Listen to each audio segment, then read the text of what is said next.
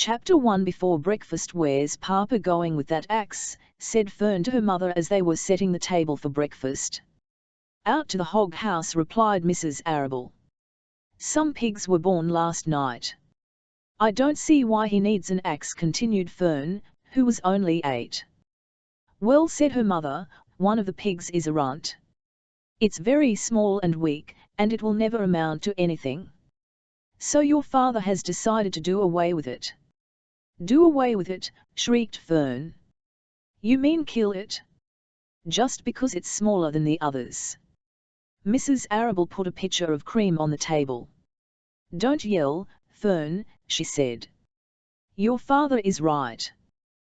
The pig would probably die anyway. Fern pushed a chair out of the way and ran outdoors. The grass was wet and the earth smelled of springtime. Fem's sneakers were sopping by the time she caught up with her father. Please don't kill it, she sobbed. It's unfair. Mr. Arable stopped walking. Fern, he said gently, you will have to learn to control yourself. Control myself, yelled Fern. This is a matter of life and death, and you talk about controlling myself. Tears ran down her cheeks and she took hold of the axe and tried to pull it out of her father's hand. Fern, said Mr. Arable, I know more about raising a litter of pigs than you do. A weakling makes trouble. Now run along. But it's unfair, cried Fern. The pig couldn't help being born small, could it?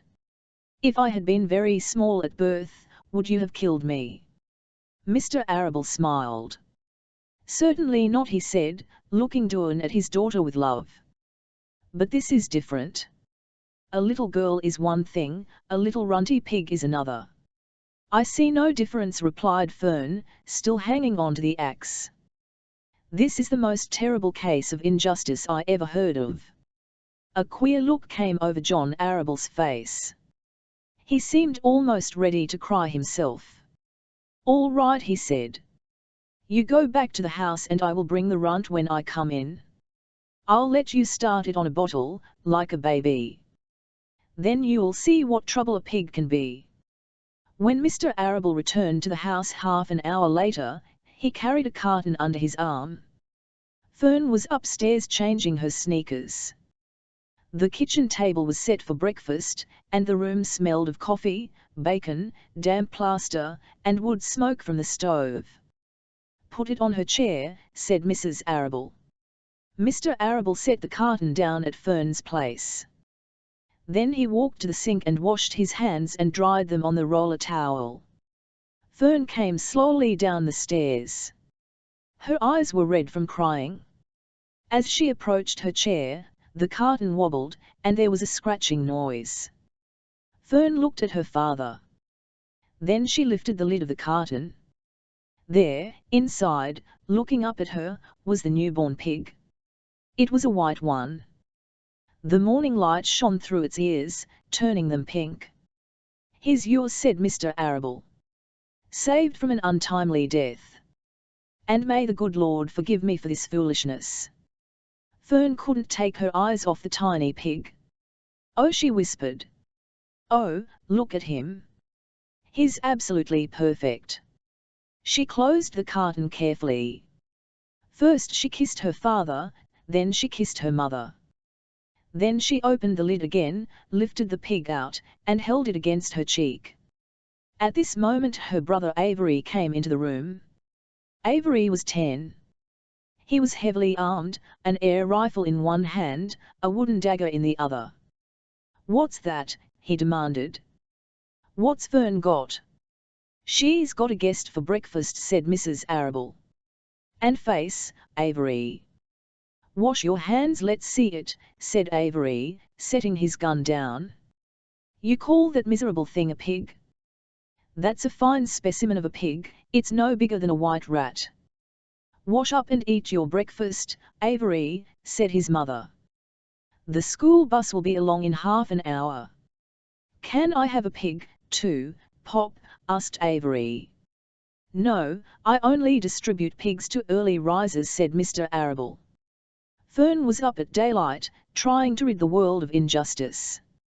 As a result, she now has a pig. A small one, to be sure, but nevertheless a pig. It just shows what can happen if a person gets out of bed promptly. Let's eat. But Fern couldn't eat until her pig had had a drink of milk. Mrs. Arable found a baby's nursing bottle and a rubber nipple. She poured warm milk into the bottle, fitted the nipple over the top, and handed it to Fern. "Give him his breakfast," she said. A minute later, Feme was seated on the floor in the corner of the kitchen with her infant between her knees, teaching it to suck from the bottle. The pig, although tiny, had a good appetite and caught on quickly. The school bus honked from the road. "Run," commanded Mrs. Arable, taking the pig from Fern and slipping a donut into her hand. Avery grabbed his gun and another donut.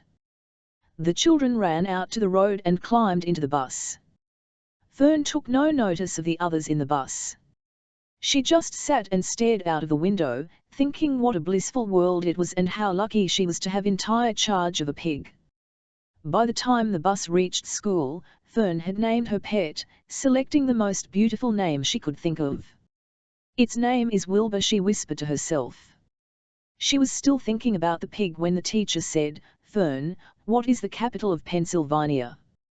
"Wilbur," replied Fern, dreamily. The pupils giggled. Fern blushed. Chapter 2 Wilbur. Fern loved Wilbur more than anything. She loved to stroke him, to feed him, to put him to bed. Every morning, as soon as she got up, she warmed his milk, tied his bib on, and held the bottle for him. Every afternoon, when the school bus stopped in front of her house, she jumped out and ran to the kitchen to fix another bottle for him. She fed him again at supper time, and again just before going to bed. Mrs. Arable gave him a feeding around noontime each day, when Fern was away in school. Wilbur loved his milk, and he was never happier than when Fern was warming up a bottle for him. He would stand and gaze up at her with adoring eyes. For the first few days of his life, Wilbur was allowed to live in a box near the stove in the kitchen. Then, when Mrs. Arable complained, he was moved to a bigger box in the woodshed. At 2 weeks of age, he was moved outdoors. It was apple blossom time, and the days were getting warmer. Mr. Arable fixed a small yard specially for Wilbur under an apple tree, and gave him a large wooden box full of straw, with a doorway cut in it so he could walk in and out as he pleased. "Won't he be cold at night?" asked Fern. "No," said her father. "You watch and see what he does." Carrying a bottle of milk, Fern sat down under the apple tree inside the yard. Wilbur ran to her and she held the bottle for him while he sucked. When he had finished the last drop, he grunted and walked sleepily into the box. Feme peered through the door. Wilbur was poking the straw with his snout. In a short time he had dug a tunnel in the straw. He crawled into the tunnel and disappeared from sight, completely covered with straw. Fern was enchanted. It relieved her mind to know that her baby would sleep covered up, and would stay warm. Every morning after breakfast, Wilbur walked out to the road with Fern and waited with her till the bus came. She would wave goodbye to him, and he would stand and watch the bus until it vanished around a turn. While Fern was in school, Wilbur was shut up inside his yard. But as soon as she got home in the afternoon, she would take him out and he would follow her around the place. If she went into the house, Wilbur went, too. If she went upstairs, Wilbur would wait at the bottom step until she came down again. If she took her doll for a walk in the doll carriage, Wilbur followed along. Sometimes, on these journeys, Wilbur would get tired, and Fern would pick him up and put him in the carriage alongside the doll. He liked this. And if he was very tired, he would close his eyes and go to sleep under the doll's blanket. He looked cute when his eyes were closed, because his lashes were so long. The doll would close her eyes, too, and Feme would wheel the carriage very slowly and smoothly so as not to wake her infants. One afternoon, Fern and Avery put on bathing suits and went down to the brook for a swim. Wilbur tagged along at Fern's heels. When she waded into the brook, Wilbur waded in with her. He found the water quite cold, too cold for his liking. So while the children swam and played and splashed water at each other, Wilbur amused himself in the mud along the edge of the brook, where it was warm and moist and delightfully sticky and oozy. Every day was a happy day, and every night was peaceful. Wilbur was what farmers call a spring pig, which simply means that he was born in springtime. When he was 5 weeks old, Mr. Arable said he was now big enough to sell, and would have to be sold. Fern broke down and wept. But her father was firm about it. Wilbur's appetite had increased, he was beginning to eat scraps of food in addition to milk. Mr. Arable was not willing to provide for him any longer. He had already sold Wilbur's 10 brothers and sisters. "He's got to go, Fern," he said. "You have had your fun raising a baby pig, but Wilbur is not a baby any longer and he has got to be sold." "Call up the Zuckinans," suggested Mrs. Arable to Fern. "Your Uncle Homer sometimes raises a pig. And if Wilbur goes there to live, you can walk down the road and visit him as often as you like." "How much money should I ask for him?" Fern wanted to know. "Well," said her father, "here's a runt. Tell your Uncle Homer you've got a pig you'll sell for $6, and see what he says." It was soon arranged. Feme phoned and got her Aunt Edith, and her Aunt Edith hollered for Uncle Homer, and Uncle Homer came in from the barn and talked to Fern. When he heard that the price was only $6, he said he would buy the pig. Next day Wilbur was taken from his home under the apple tree and went to live in a manure pile in the cellar of Zuckerman's barn. Chapter 3 Escape. The barn was very large. It was very old. It smelled of hay and it smelled of manure. It smelled of the perspiration of tired horses and the wonderful sweet breath of patient cows. It often had a sort of peaceful smell, as though nothing bad could happen ever again in the world. It smelled of grain and of harness dressing and of axle grease and of rubber boots and of new rope. And whenever the cat was given a fish head to eat, the barn would smell of fish. But mostly it smelled of hay, for there was always hay in the great loft up overhead. And there was always hay being pitched down to the cows and the horses and the sheep. The barn was pleasantly warm in winter when the animals spent most of their time indoors, and it was pleasantly cool in summer when the big doors stood wide open to the breeze. The barn had stalls on the main floor for the work horses, tie-ups on the main floor for the cows, a sheepfold down below for the sheep, a pig pen down below for Wilbur, and it was full of all sorts of things that you find in barns: ladders, grindstones, pitchforks, monkey wrenches, scythes, lawn mowers, snow shovels, axe handles, milk pails, water buckets, empty grain sacks, and rusty rat traps. It was the kind of barn that swallows like to build their nests in. It was the kind of barn that children like to play in.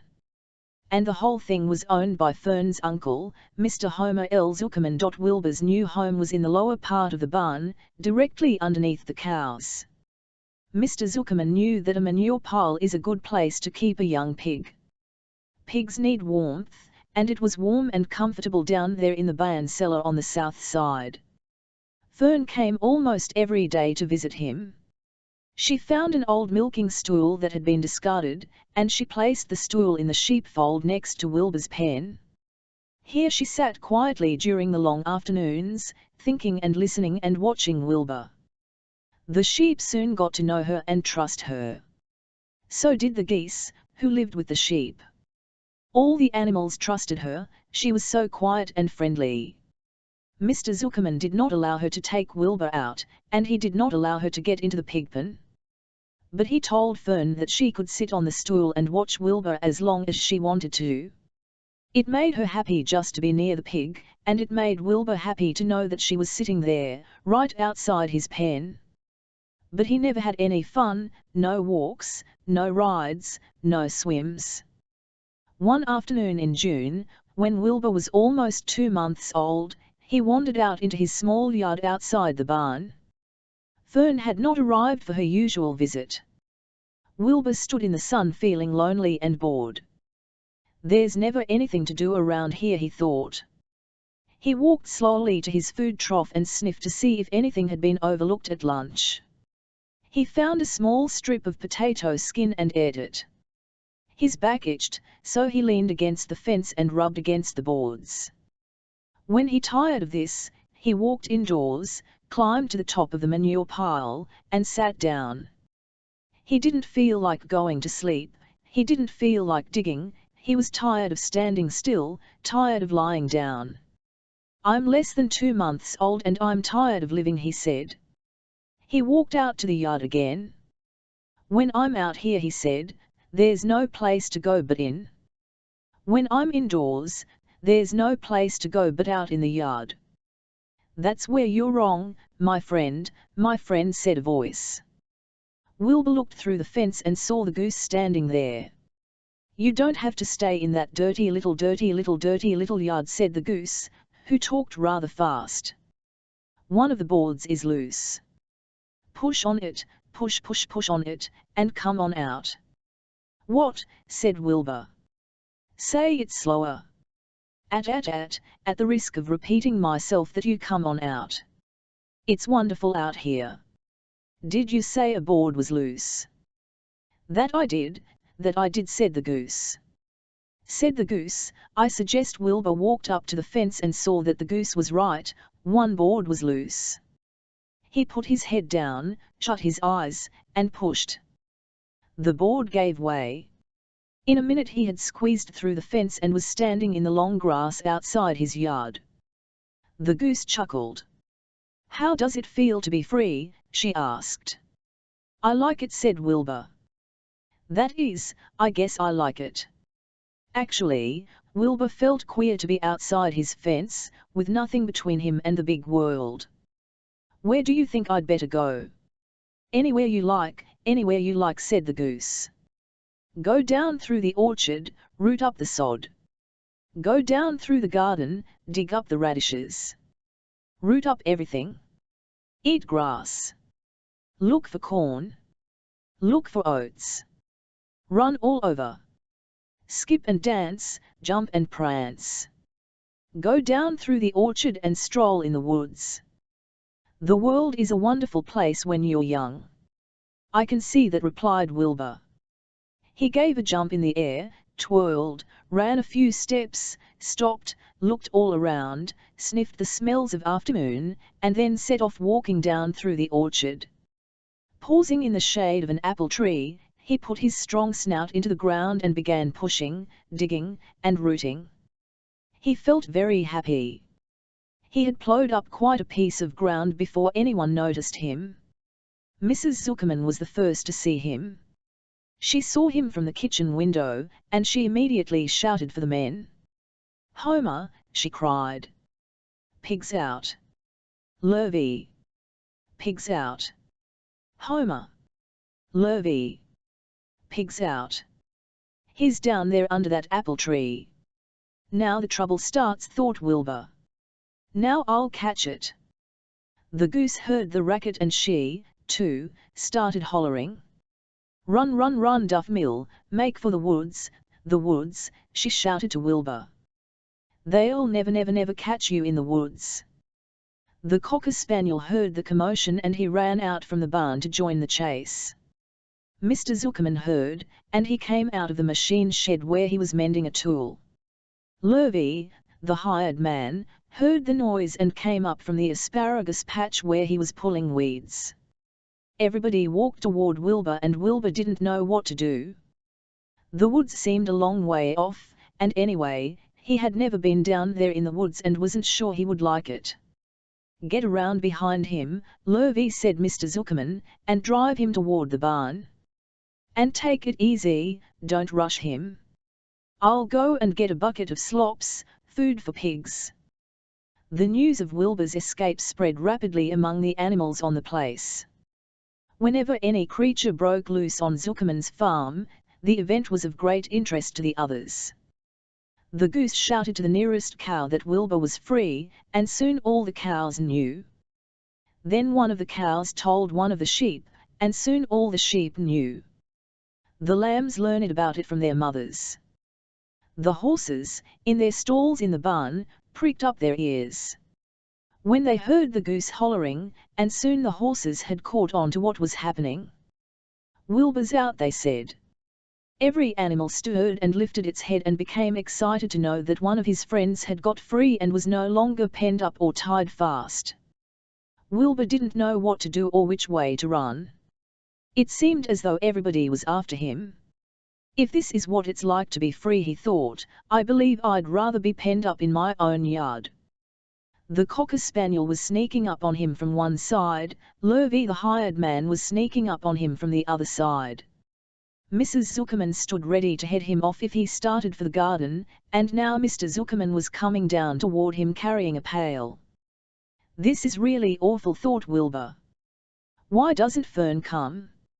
He began to cry. The goose took command and began to give orders. "Don't just stand there, Wilbur. Dodge about," cried the goose. "Skip around, run toward me, slip in and out, in and out, in and out. Make for the woods." Twist and Tum the Cocker Spaniel sprang for Wilbur's hind leg. Wilbur jumped and ran. Lurvy reached out and grabbed. Mrs. Zuckerman screamed at Lurvy. The goose cheered for Wilbur. Wilbur dodged between Lurvy's legs. Lurvy missed Wilbur and grabbed the spaniel instead. Nicely done," cried the goose. "Try it again, fry it again." "Run downhill," suggested the cows. "Run toward me," yelled the gander. "Male goose, run uphill," cried the sheep. "Turn and twist," honked the goose. "Jump and dance," said the rooster. "Look out for Lurvy," called the cows. "Look out for Zuckerman," yelled the gander. "Watch out for the dog," cried the sheep. Listen to me," screamed the goose. Poor Wilbur was dazed and frightened by this hullabaloo, ruckus, uproar, confusion. He didn't like being the center of all this fuss. He tried to follow the instructions his friends were giving him, but he couldn't run downhill and uphill at the same time, and he couldn't turn and twist when he was jumping and dancing, and he was crying so hard he could barely see anything that was happening. After all, Wilbur was a very young pig, not much more than a baby, really. He wished Fern were there to take him in her arms and comfort him. When he looked up and saw Mr. Zuckerman standing quite close to him, holding a pail of warm slops, he felt relieved. He lifted his nose and sniffed. The smell was delicious: warm milk, potato skins, wheat middlings, Kellogg's cornflakes, and a pop-off left from the Zuckerman's breakfast. "Come, pig," said Nira Zuckerman, tapping the pail. "Come, pig." Wilbur took a step toward the pail. No, said the goose. "It's the old pail trick, Wilbur. Don't fall for it, don't fall for it. He's trying to lure you back into captivity. He's appealing to your stomach." Wilbur didn't care. The food smelled appetizing. He took another step toward the pail. "Pig, pig," said Mr. Zuckerman in a kind voice, and began walking slowly toward the barnyard, looking all about him innocently, as if he didn't know that a little white pig was following along behind him. "You'll be sorry, called the goose. Wilbur didn't care. He kept walking toward the pail of slops. "You'll miss your freedom," honked the goose. "An hour of freedom is worth a barrel of slops." Wilbur didn't care. When Mr. Zuckerman reached the pig pen, he climbed over the fence and poured the slops into the trough. Then he pulled the loose board away from the fence, so that there was a wide hole for Wilbur to walk through. Reconsider, cried the goose. Wilbur paid no attention. He stepped through the fence into his yard. He walked to the trough and took a long drink of slops, sucking in the milk hungrily and chewing the pop-offer. It was good to be home again. While Wilbur ate, Lurvy fetched a hammer and some 8-penny nails and nailed the board in place. Then he and Mr. Zuckerman leaned lazily on the fence and Mr. Zuckerman scratched Wilbur's back with a stick. "He's quite a pig," said Lurvy. "Yes, he'll make a good pig," said Mr. Zuckerman. Wilbur heard the words of praise. He felt the warm milk inside his stomach. He felt the pleasant rubbing of the stick along his itchy back. He felt peaceful and happy and sleepy. This had been a tiring afternoon. It was still only about 4 o'clock, but Wilbur was ready for bed. I'm really too young to go out into the world alone, he thought as he lay down. Chapter 4 Loneliness. The next day was rainy and dark. Rain fell on the roof of the barn and dripped steadily from the eaves. Rain fell in the barnyard and ran in crooked courses down into the lane where thistles and pigweed grew. Rain spattered against Mrs. Zuckerman's kitchen windows and came gushing out of the downspouts. Rain fell on the backs of the sheep as they grazed in the meadow. When the sheep tired of standing in the rain, they walked slowly up the lane and into the fold. Rain upset Wilbur's plans. Wilbur had planned to go out, this day, and dig a new hole in his yard. He had other plans, too. His plans for the day went something like this: breakfast at 6:30, skim milk, crusts, middlings, bits of donuts, wheat cakes with drops of maple syrup sticking to them, potato skins, leftover custard pudding with raisins, and bits of shredded wheat. Breakfast would be finished at 7.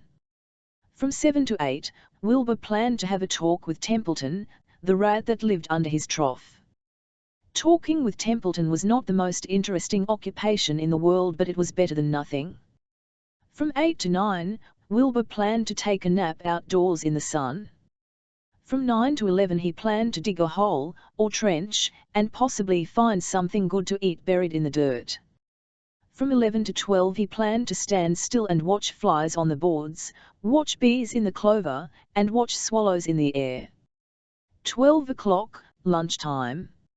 Middlings, warm water, apple palms, meat gravy, carrot scrapings, meat scraps, stale hominy, and the wrapper off a package of cheese. Lunch would be over at 1.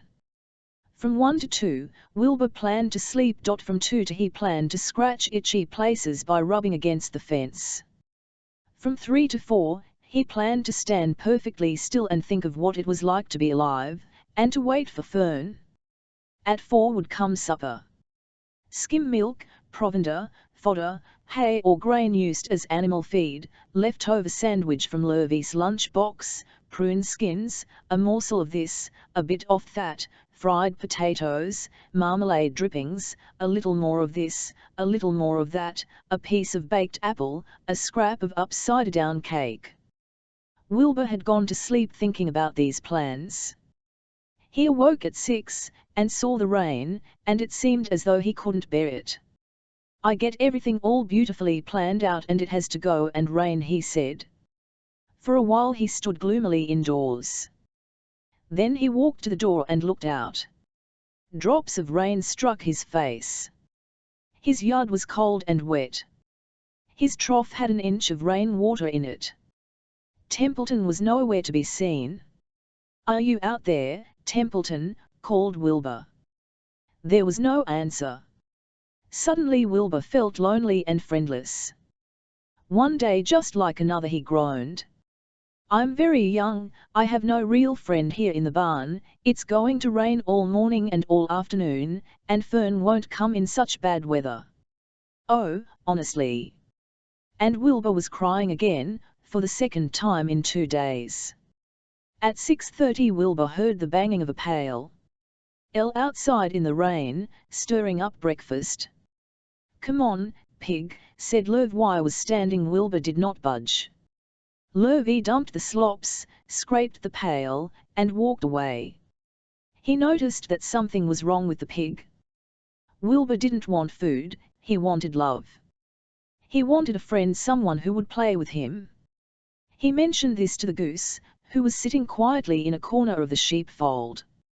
"Will you come over and play with me?" he asked. "Sorry, Sonny, sorry," said the goose. "I'm sitting on my eggs. 8 of them. Got to keep them toasty warm. I have to stay right here, I'm no flibbety gibbet. I do not play when there are eggs to hatch, I'm expecting goslings, baby goose. Well, I didn't think you were expecting woodpeckers, said Wilbur, bitterly. Wilbur next tried one of the lambs. Will you please play with me? He asked. Certainly not, said the lamb. In the first place, I cannot get into your pen, as I am not old enough to jump over the fence. In the second place, I am not interested in pigs. Pigs mean less than nothing to me. What do you mean, less than nothing? Replied Wilbur. I don't think there is any such thing as less than nothing. Nothing is absolutely the limit of nothingness. It's the lowest you can go. It's the end of the line. How can something be less than nothing? If there was something that was less than nothing, then nothing would not be nothing, it would be something, even though it's just a very little bit of something. But if nothing is nothing, then nothing has nothing that is less than it is. Oh, be quiet, said the lamb. Go play by yourself. I don't play with pigs. Sadly, Wilbur lay down and listened to the rain. Soon he saw the rat climbing down a slanting board that he used as a stairway. Will you play with me, Templeton? Asked Wilbur. Play, said Templeton, twirling his whiskers. Play? I hardly know the meaning of the word. Well, said Wilbur, it means to have fun, to frolic, to run and skip and make merry. I never do those things if I can avoid them, replied the rat, sourly. I prefer to spend my time eating, gnawing, spying, and hiding. I am a glutton but not a merrymaker. Right now I am on my way to your trough to eat your breakfast, since you haven't got sense enough to eat it yourself. And Templeton, the rat, crept stealthily along the wall and disappeared into a private tunnel that he had dug between the door and the trough in Wilbur's yard. Templeton was a crafty rat, and he had things pretty much his own way. The tunnel was an example of his skill and cunning. The tunnel enabled him to get from the barn to his hiding place under the pig trough without coming out into the open. He had tunnels and runways all over Mr. Zuckerman's farm and could get from one place to another without being seen. Usually he slept during the daytime and was abroad only after dark. Wilbur watched him disappear into his tunnel. In a moment he saw the rat's sharp nose poke out from underneath the wooden trough. Cautiously Templeton pulled himself up over the edge of the trough. This was almost more than Wilbur could stand, on this dreary, rainy day, to see his breakfast being eaten by somebody else. He knew Templeton was getting soaked, out there in the pouring rain, but even that didn't comfort him. Friendless, dejected, and hungry, he threw himself down in the manure and sobbed. Late that afternoon, Lurvy went to near Zuckerman. I think there's something wrong with that pig of yours. He hasn't touched his food. Give him 2 spoonfuls of sulfur and a little molasses, dark thick syrup produced during the refining of sugar, said Mr. Zuckerman. Wilbur couldn't believe what was happening to him when Lurvy caught him and forced the medicine down his throat. This was certainly the worst day of his life. He didn't know whether he could endure the awful loneliness any more. Darkness settled over everything. Soon there were only shadows and the noises of the sheep chewing their cuds, and occasionally the rattle of a cow chain up overhead. You can imagine Wilbur's surprise when, out of the darkness, came a small voice he had never heard before. It sounded rather thin, but pleasant. Do you want a friend, Wilbur? It said. I'll be a friend to you. I've watched you all day and I like you. But I can't see you, said Wilbur, jumping to his feet. Where are you? And who are you? I'm right up here, said the voice. Go to sleep. You'll see me in the morning. Chapter S. Charlotte. The night seemed long. Wilbur's stomach was empty and his mind was full. And when your stomach is empty and your mind is full, it's always hard to sleep. A dozen times during the night Wilbur woke and stared into the blackness, listening to the sounds and trying to figure out what time it was. A barn is never perfectly quiet.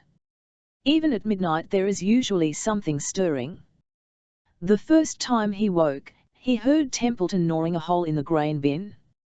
Templeton's teeth scraped loudly against the wood and made quite a racket. That crazy rat, thought Wilbur. Why does he have to stay up all night, grinding his clashes and destroying people's property? Why can't he go to sleep, like any decent animal? The second time Wilbur woke, he heard the goose turning on her nest and chuckling to herself. "What time is it?" whispered Wilbur to the goose. "Probably about 11:30. Why aren't you asleep, Wilbur?" "Too many things on my mind," said Wilbur. Said the goose. "Well," said the goose, "that's not my trouble. I have nothing at all on my mind, but I've too many things under my behind." "Have you ever tried to sleep while sitting on 8 eggs?" "No," replied Wilbur. "I suppose it is uncomfortable." "How long does it take a goose egg to hatch?" Approximately 30 days, all told, on the whole," answered the goose. "But I cheat a little. On warm afternoons, I just pull a little straw over the eggs and go out for a walk." Wilbur yawned and went back to sleep. In his dreams he heard again the voice saying, "I'll be a friend to you. Go to sleep, you'll see me in the morning." About half an hour before Clapham, Wilbur woke and listened. The barn was still dark. The sheep lay motionless. Even the goose was quiet. Overhead, on the main floor, nothing stirred, the cows were resting, the horses dozed. Templeton had quit work and gone off somewhere on an errand. The only sound was a slight scraping noise from the rooftop, where the weather vanes swung back and forth. Wilbur loved the barn when it was like this, calm and quiet, waiting for light. Day is almost here, he thought. Through a small window, a faint gleam appeared. One by one the stars went out. Wilbur could see the goose a few feet away. She sat with head tucked under a wing. Then he could see the sheep and the lambs. The sky lightened. "Oh, beautiful day, it is here at last.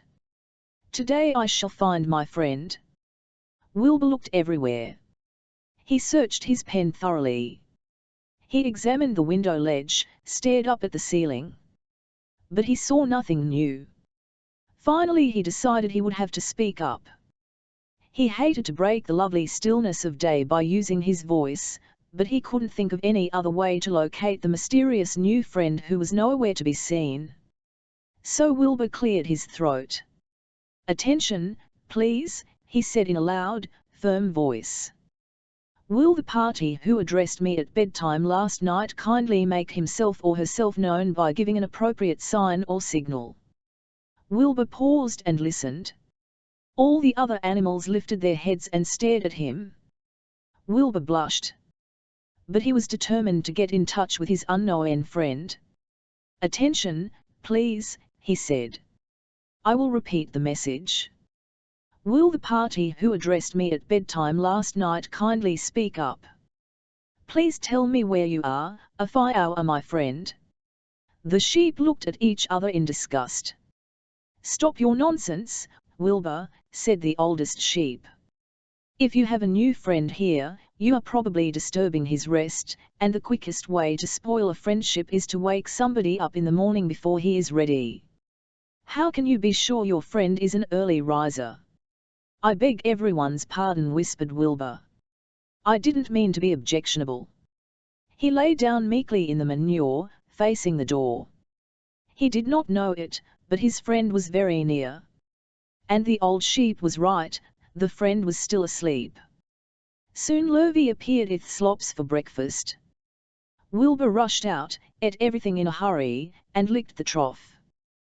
The sheep moved off down the lane, the gander waddled along behind them, pulling grass.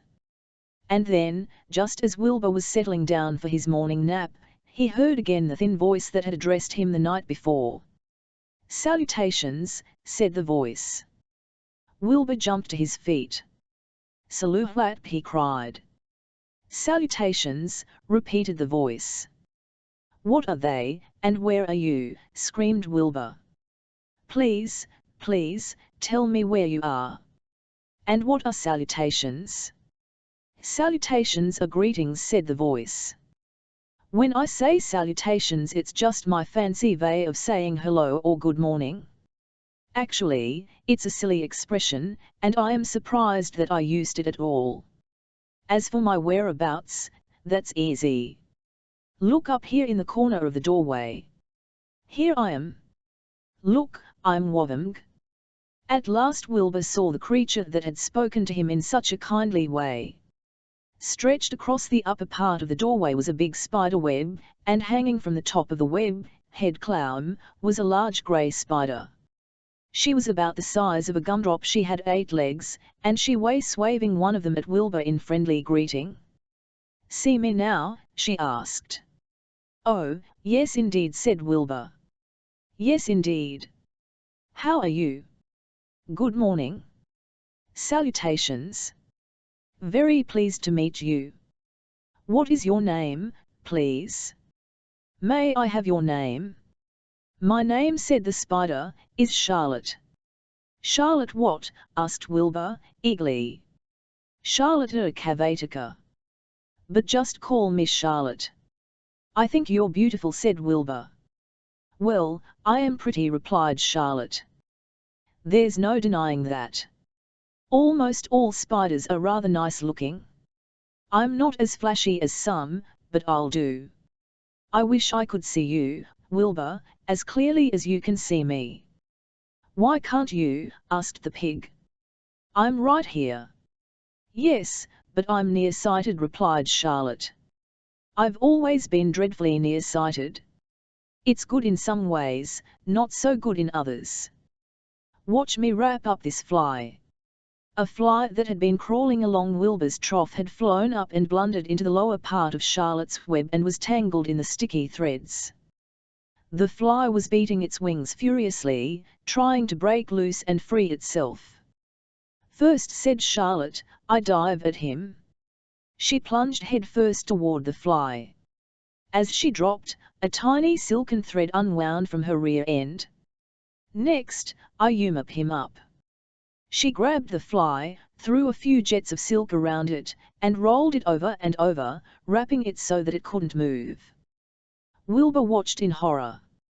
He could hardly believe what he was seeing, and although he detested flies, he was sorry for this one. There, said Charlotte. Now I knock him out, so he'll be more comfortable. She bit the fly. He can't feel a thing now, she remarked. He'll make a perfect breakfast for me. You mean you eat flies? Gasped Wilbur. Certainly. Flies, bugs, grasshoppers, choice beetles, moths, butterflies, tasty cockroaches, gnats, midges, daddy long legs, type of spider that has a tiny body and very long thin legs, centipedes, mosquitoes, crickets, anything that is careless enough to get caught in my web. I have to live, don't one? Why, yes, of course, said Wilbur. Do they taste good? Delicious. Of course, I don't really eat them. I drink them, drink their blood. I love blood, said Charlotte, and her pleasant, thin voice grew even thinner and more pleasant. Don't say that, groaned Wilbur. Please don't say things like that. Why not? It's true, and I have to say what is true. I am not entirely happy about my diet of flies and bugs, but it's the way I'm made. A spider has to pick up a living somehow or other, and I happen to be a trapper. I just naturally build a web and trap flies and other insects. My mother was a trapper before me. Her mother was a trapper before her. All our family have been trappers. Way back for thousands and thousands of years we spiders have been laying for flies and bugs. It's a miserable inheritance, said Wilbur, gloomily. He was sad because his new friend was so bloodthirsty. Yes, it is, agreed Charlotte. But I can't help it. I don't know how the first spider in the early days of the world happened to think up this fancy idea of spinning a web, but she did, and it was clever of her, too. And since then, all of us spiders have had to work the same trick. It's not a bad pitch, on the whole. It's cruel, replied Wilbur, who did not intend to be argued out of his position. Well, you can't talk, said Charlotte. You have your meals brought to you in a pail. Nobody feeds me. I have to get in own living. I live by my wits. I have to be sharp and clever, lest I go hungry. I have to think things out, catch what I can, take what comes. And it just so happens, my friend, that what comes is flies and insects and bugs. And furthermore, said Charlotte, shaking one of her legs, do you realize that if I didn't catch bugs and eat them, bugs would increase and multiply and get so numerous that they'd destroy the earth, wipe out everything? Really, said Wilbur. I wouldn't want that to happen. Perhaps your web is a good thing after all. The goose had been listening to this conversation and chuckling to herself. There are a lot of things Wilbur doesn't know about life, she thought. He's really a very innocent little pig. He doesn't even know what's going to happen to him around Christmas time. He has no idea that Mr. Zuckerman and Lurvy are plotting to kill him. And the goose raised herself a bit and poked her eggs a little further under her so that they would receive the full heat from her warm body and soft feathers. Charlotte stood quietly over the fly, preparing to eat it. Wilbur lay down and closed his eyes. He was tired from his wakeful night and from the excitement of meeting someone for the first time. A breeze brought him the smell of clover, the sweet-smelling world beyond his fence. Well, he thought, I've got a new friend, all right. But what a gamble friendship is. Charlotte is fierce, brutal, scheming, bloodthirsty, everything I don't like. How can I learn to like her, even though she is pretty and, of course, clever? Wilbur was merely suffering the doubts and fears that often go with finding a new friend. In good time he was to discover that he was mistaken about Charlotte. Underneath her rather bold and cruel exterior, she had a kind heart, and she was to prove loyal and true to the very end. Chapter 7 Summer days. The early summer days on a farm are the happiest and fairest days of the year. Lilacs bloom and make the air sweet, and then fade.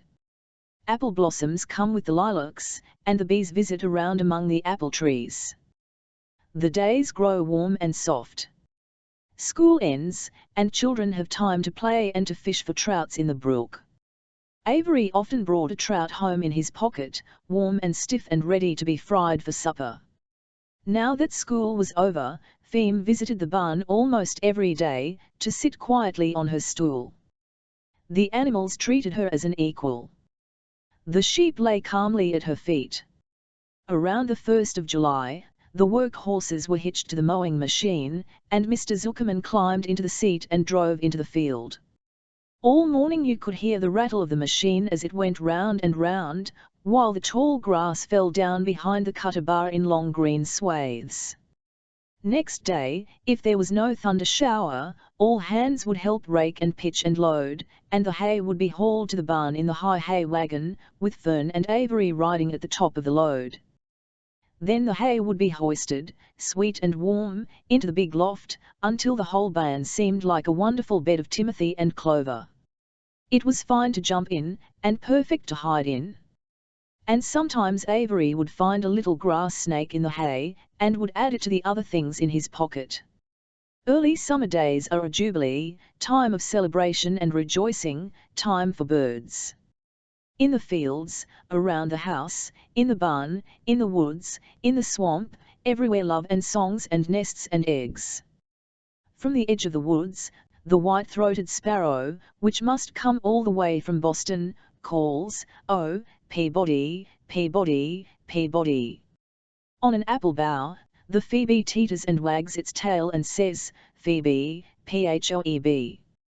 The song sparrow, who knows how brief and lovely life is, says, "Sweet, sweet, sweet interlude, sweet, sweet, sweet interlude." If you enter the barn, the swallows swoop down from their nests and scold. "Cheeky, cheeky," they say. In early summer there are plenty of things for a child to eat and drink and suck and chew.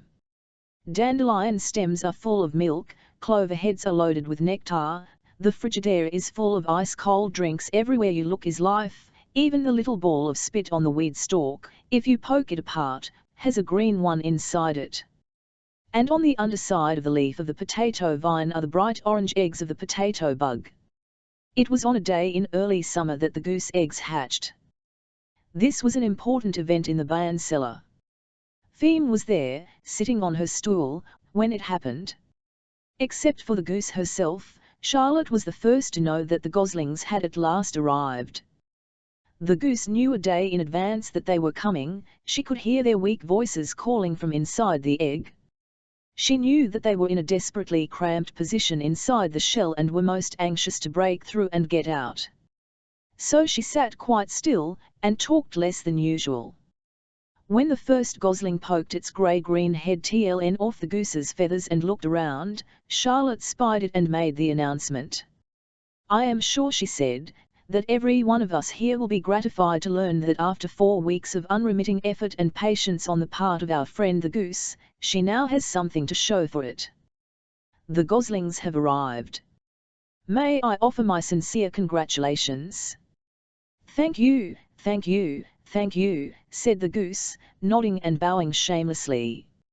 "Thank you," said the gander. "Congratulations," shouted Wilbur. "Can only see one." "There are 7," said the goose. "How many goslings are there?" "I fine," said Charlotte. "7 is a lucky number." "Luck had nothing to do with this," said the goose. "Management and hard work."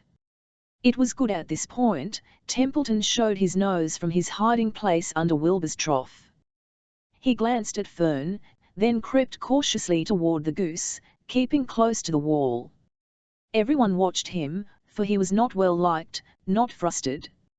"Look," he began in his sharp voice, "you say you have 7 goslings. There were 8 eggs. What happened to the other egg?" "Didn't it? It's a dud, I guess," said the goose. "What are you going to do with it?" continued Templeton, his little round beady eyes fixed on the goose. "You can have it," replied the goose. "Roll it away and add it to that nasty collection of yours." Templeton had a habit of picking up unusual objects around the farm and storing them in everything. "His home?" "He saved certainly attainly," said the gander. "You may have the egg. But I'll tell you one thing, Templeton, if I ever catch you okaying your ugly nose around our goslings, I'll give you the worst pounding a rat ever took." And the gander opened his strong wings and beat the air with them to show his power. He was strong and brave, but the truth is, both the goose and the gander were worried about Templeton. And with good reason. The rat had no morals, no conscience, no scruples, no consideration, no decency, no milk of rodent kindness, no compunctions, uneasiness of conscience, remorse, no higher feeling, no friendliness, no anything. He would kill a gosling if he could get away with it. The goose knew that. Everybody knew it. With her broad bill the goose pushed the unhatched egg out of the nest, and the entire company watched in disgust while the rat rolled it away. Even Wilbur, who could eat almost anything, was appalled.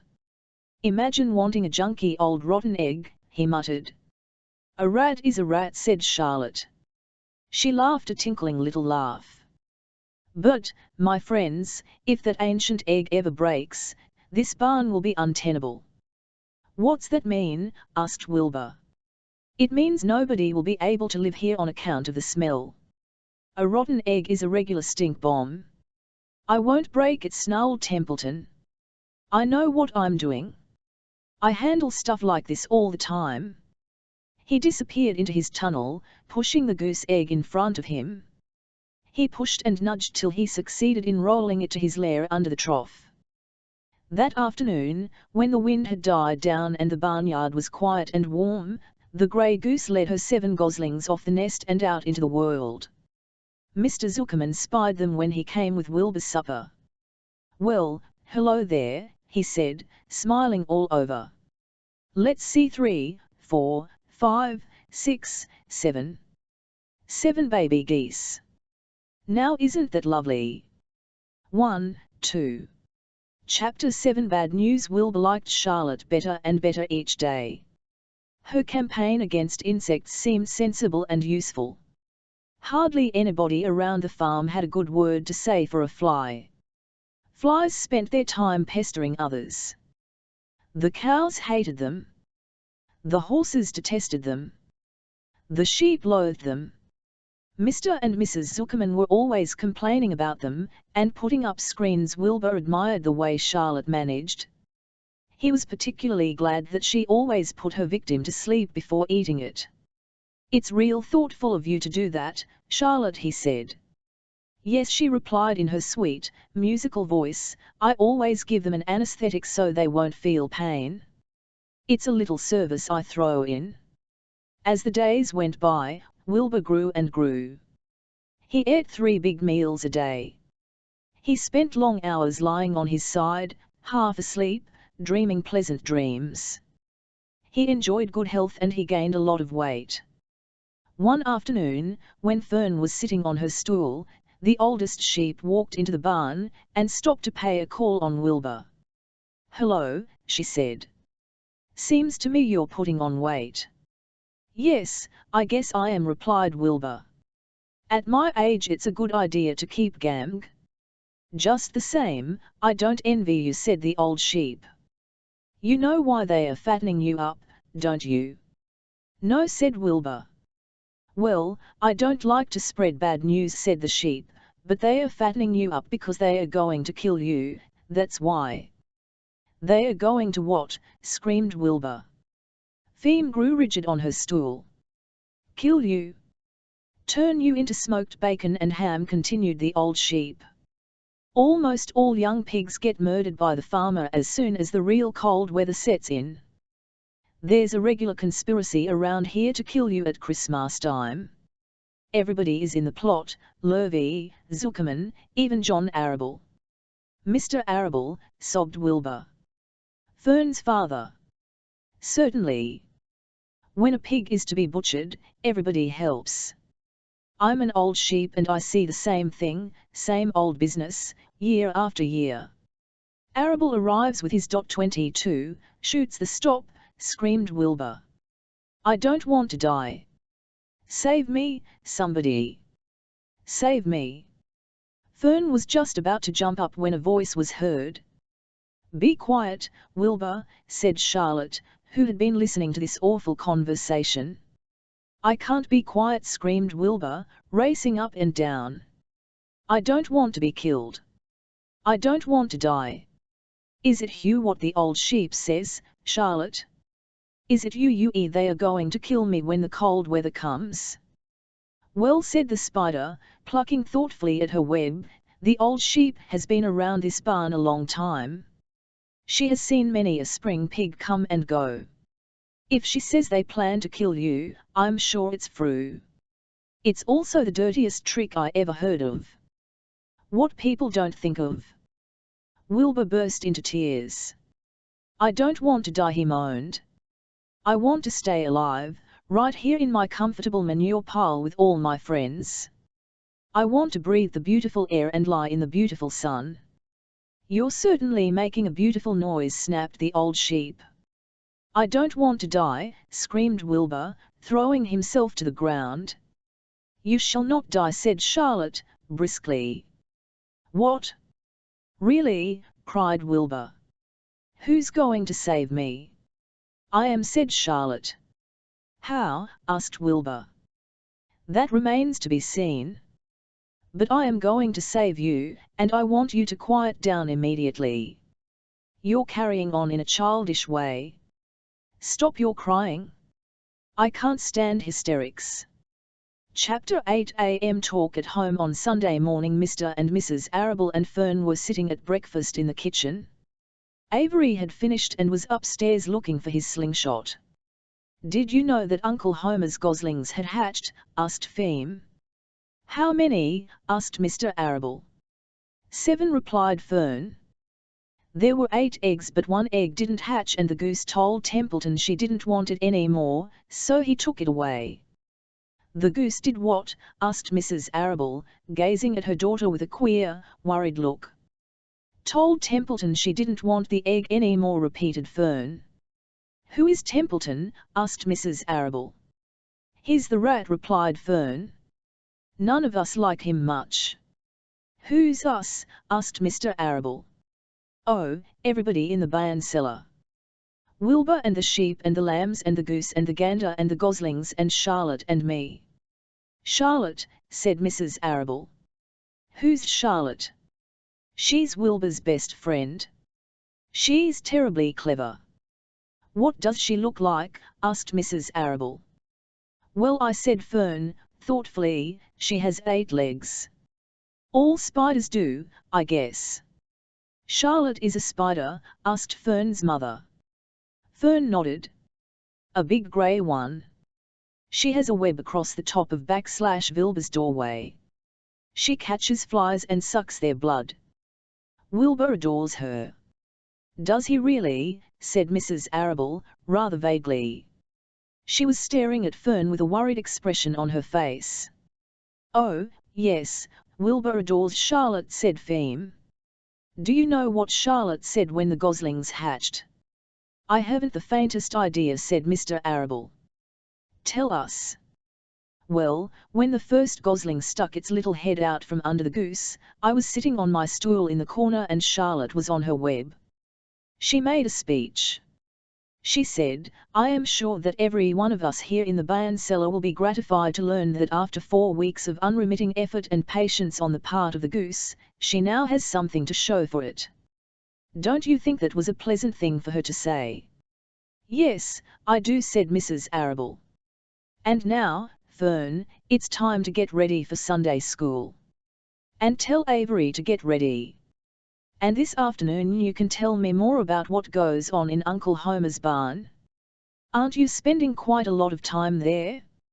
You go there almost every afternoon, don't you? I like it there, replied Fern. She wiped her mouth and ran upstairs. After she had left the room, Mrs. Arable spoke in a low voice to her husband. I worry about Fern, she said. Did you hear the way she rambled on about the animals, pretending that they talked? Mr. Arable chuckled. Maybe they do talk, he said. I've sometimes wondered. At any rate, don't worry about Fern, she's just got a lively imagination. Kids think they hear all sorts of things.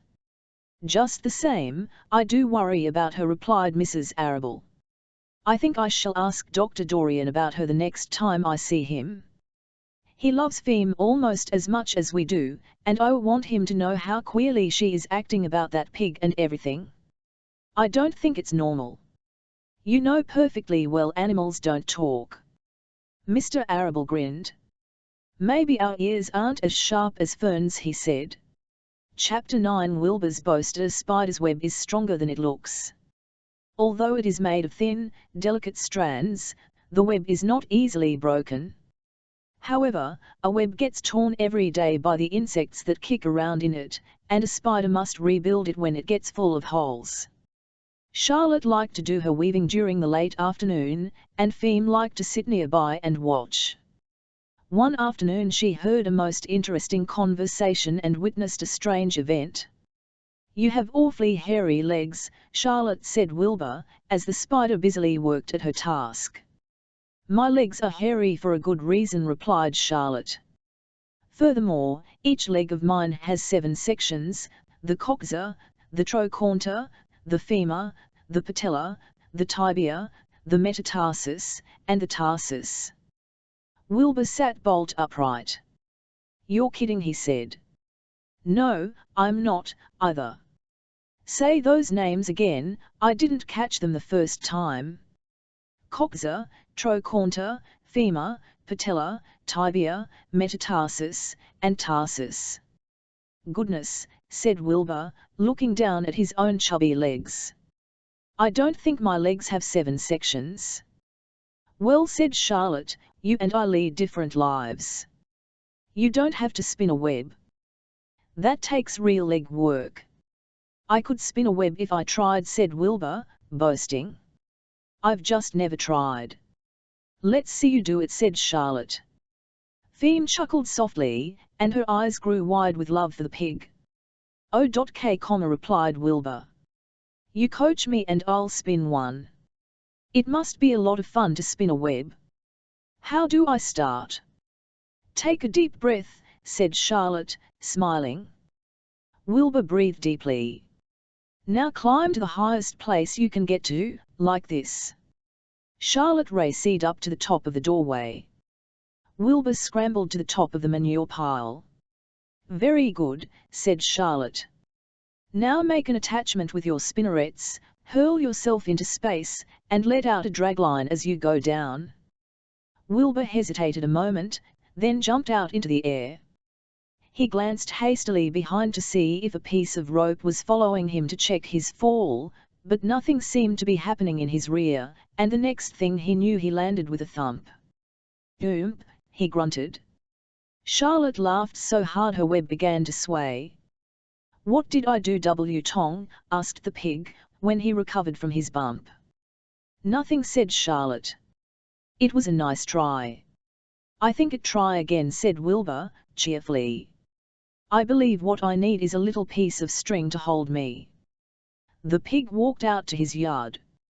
"You there, Templeton?" he called. The rat poked his head out from under the trough. "Got a little piece of string I could borrow?" asked Wilbur. "I need it to spin a web."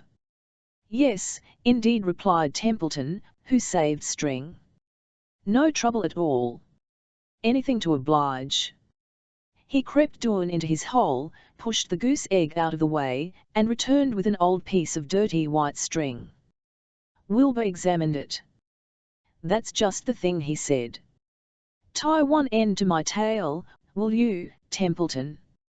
Wilbur crouched low, with his thin, curly tail toward the rat.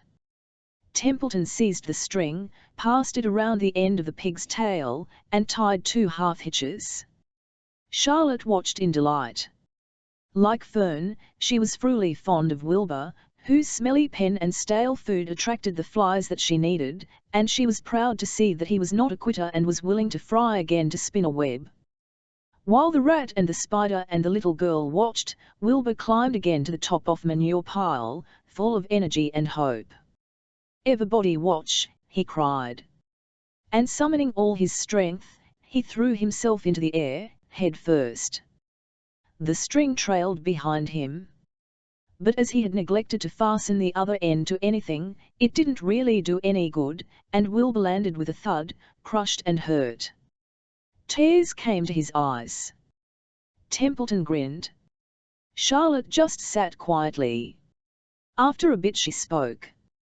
"You can't spin a web, Wilbur, and I advise you to put the idea out of your mind. You lack 2 things needed for spinning a web." "What are they?" asked Wilbur, sadly. "You lack a set of spinnerets, and you lack know-how. But cheer up, you don't need a web. Zuckerman supplies you with 3 big meals a day. Why should you worry about trapping food?" Wilbur sighed. "You're ever so much cleverer and brighter than I am, Charlotte. I guess I was just trying to show off." "Serves me right." Templeton untied his string and took it back to his home. Charlotte returned to her weaving. "You needn't feel too badly, Wilbur," she said. "Not many creatures can spin webs. Even men aren't as good at it as spiders, although they think they are pretty good, and they'll anything. Did you ever hear of the Queensborough Bridge?" Wilbur shook his head. "Is it a web?" "Sort of," replied Charlotte. "But do you know how long it took men to build it? 8 whole years. My goodness, I would have starved to death waiting that long. I can make a web in a single evening." "What do people catch in the Queensborough Bridge, bugs?" asked Wilbur. "No," said Charlotte. "They don't catch anything. They just keep trotting back and forth across the bridge thinking there is something better on the other side. If they'd hang head down at the top of the thing and wait quietly, maybe something good would come along. But no, with men it's rush, rush, rush, every minute. I'm glad I'm a sedentary spider." What does sedentary mean? Asked Wilbur. Means I sit still a good part of the time and don't go wandering all over creation. I know a good thing when I see it, and my web is a good thing. I stay put and wait for what comes. Gives me a chance to think. Well, I'm sort of sedentary myself, I guess, said the pig. I have to hang around here whether I want to or not. You know where I'd really like to be this evening? Where? In a forest, looking for beech nuts and fruffles and delectable roots, pushing leaves aside with my wonderful strong nose, searching and sniffing along the ground, smelling, smelling, smelling. You smell just the way you are, remarked a lamb who had just walked in. I can smell you from here. You're the smelliest creature in the place. Wilbur hung his head. His eyes grew wet with tears. Charlotte noticed his embarrassment and she spoke sharply to the lamb. Let Wilbur alone, she said. He has a perfect right to smell, considering his surroundings. You're no bundle of sweet peas yourself. Furthermore, you are interrupting a very pleasant conversation. What were we talking about, Wilbur, when we were so rudely interrupted? Oh, I don't remember, said Wilbur. It doesn't make any difference. Let's not talk any more for a while, Charlotte. I'm getting sleepy. You go ahead and finish fixing your web and I'll just lie here and watch you. It's a lovely evening. Wilbur stretched out on his side. Twilight settled over Zuckerman's barn, and a feeling of peace. Fern knew it was almost supper time, but she couldn't bear to leave. Swallows passed on silent wings, in and out of the doorways, bringing food to their young ones. From across the road a bird sang hippoowil, whippoowil. Lurvy sat down under an apple tree and lit his pipe. The animals sniffed the familiar smell of strong tobacco. Wilbur heard the trill of the tree toad and the occasional slamming of the kitchen door. All these sounds made him feel comfortable and happy, for he loved life and loved to be a part of the world on a summer evening. But as he lay there he remembered what the old sheep had told him. The thought of death came to him and he began to tremble with fear. Charlotte, he said, softly. Yes, Wilbur. I don't want to die. Of course you don't, said Charlotte in a comforting voice. I just love it here in the barn, said Wilbur. I love everything about this place. Of course you do, said Charlotte. We all do. The goose appeared, followed by her 7 goslings. They thrust their little necks out and kept up a musical whistling, like a tiny troupe, travelling band of performers, of pipers. Wilbur listened to the sound with love in his heart. Charlotte, he said. Yes, said the spider. Were you serious when you promised you would keep them from killing me? I was never more serious in my life. I am not going to let you die, Wilbur. How are you going to save me? Asked Wilbur, whose curiosity was very strong on this point. Well, said Charlotte, vaguely, I don't really know. But I'm working on a plan. That's wonderful, said Wilbur. How is the plan coming, Charlotte? Have you got very far with it? Is it coming along pretty well? Wilbur was trembling again, but Charlotte was cool and collected. Oh, it's coming all right, she said, lightly.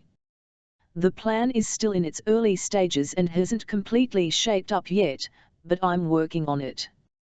When do you work on it? Begged Wilbur. When I'm hanging head down at the top of my web. That's when I do my thinking, because then all the blood is in my head. I'd be only too glad to help in any way I can. Oh, I'll work it out alone, said Charlotte. I can think better if I think alone. All right, said Wilbur. But don't fail to let me know if there's anything I can do to help, no matter how slight. Well, replied Charlotte, you must try to build yourself up. I want you to get plenty of sleep, and stop worrying. Never hurry and never worry. Chew your food thoroughly and eat every bit of it, except you must leave just enough for Templeton. Gain weight and stay well, That's the way you can help. Keep fit, and don't lose your nerve. Do you think you understand? Yes, I understand, said Wilbur. Go along to bed, then, said Charlotte. Sleep is important. Wilbur trotted over to the darkest corner of his pen and TLNU himself down. He closed his eyes. In another minute he spoke. Charlotte, he said. Yes, Wilbur. May I go out to my trough and see if I left any of my supper? I think I left just a tiny bit of mashed potato. Very well, said Charlotte. But I want you in bed again without delay. Wilbur started to race out to his yard. Slowly, slowly, said Charlotte. Never hurry and never worry. Wilbur checked himself and crept slowly to his trough. He found a bit of potato, chewed it carefully, swallowed it, and walked back to bed. He closed his eyes and was silent for a while. Charlotte, he said, in a whisper. Yes. May I get a drink of milk? I think there are a few drops of milk left in my trough. No, the trough is dry, and I want you to go to sleep. No more talking. Close your eyes and go to sleep. Wilbur shut his eyes.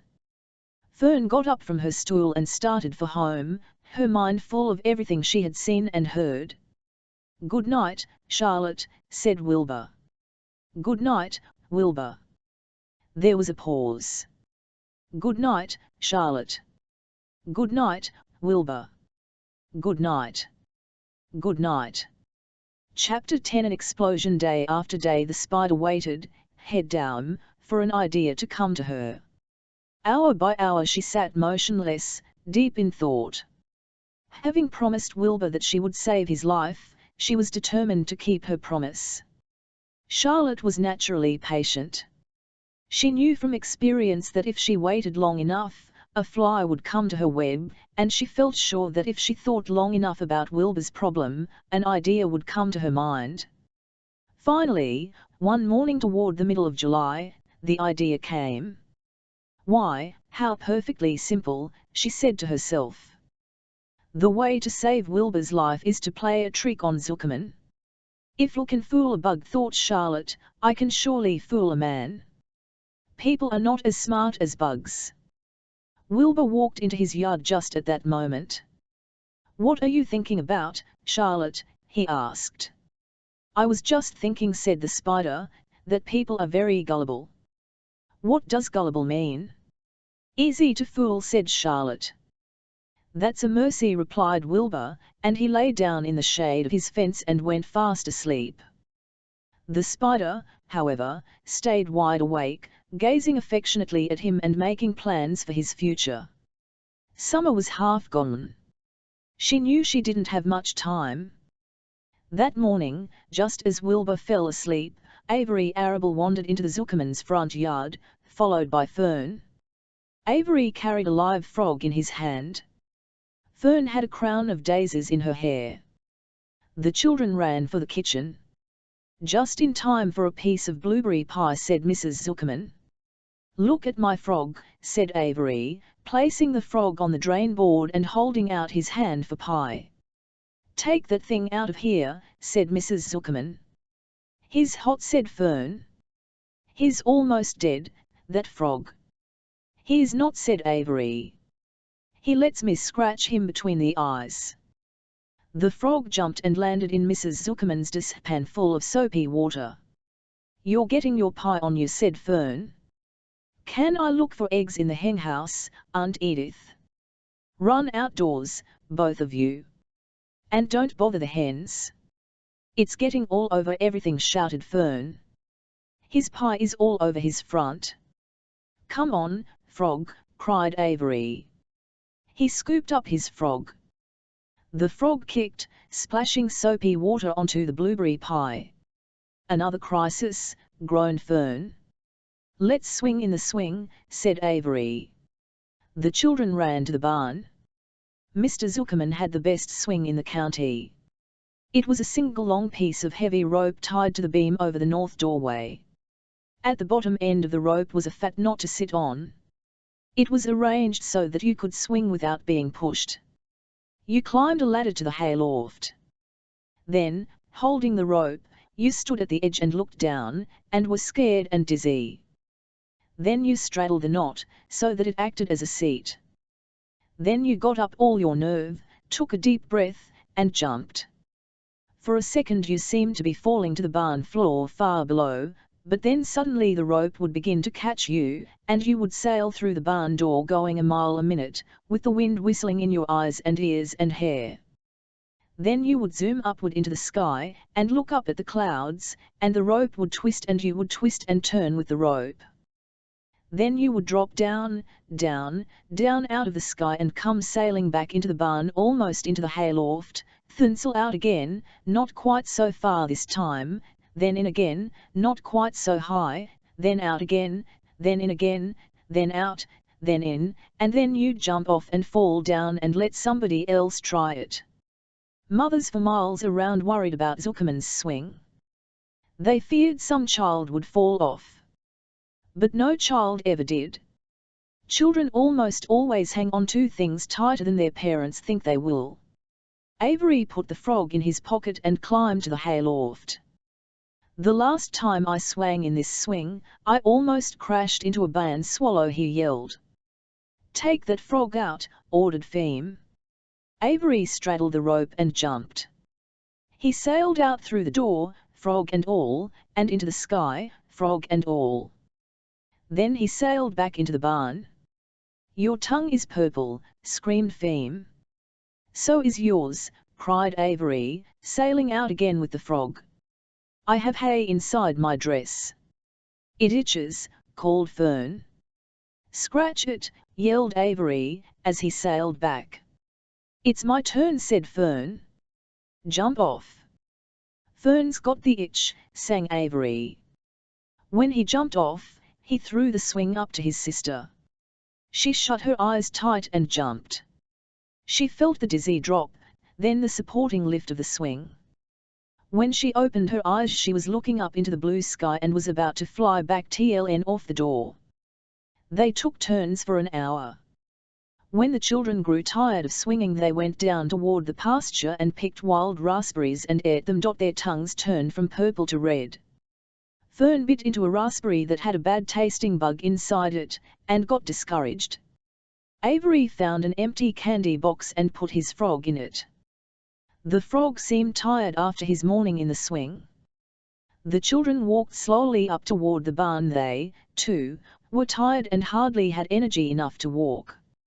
Let's build a tree house, suggested Avery.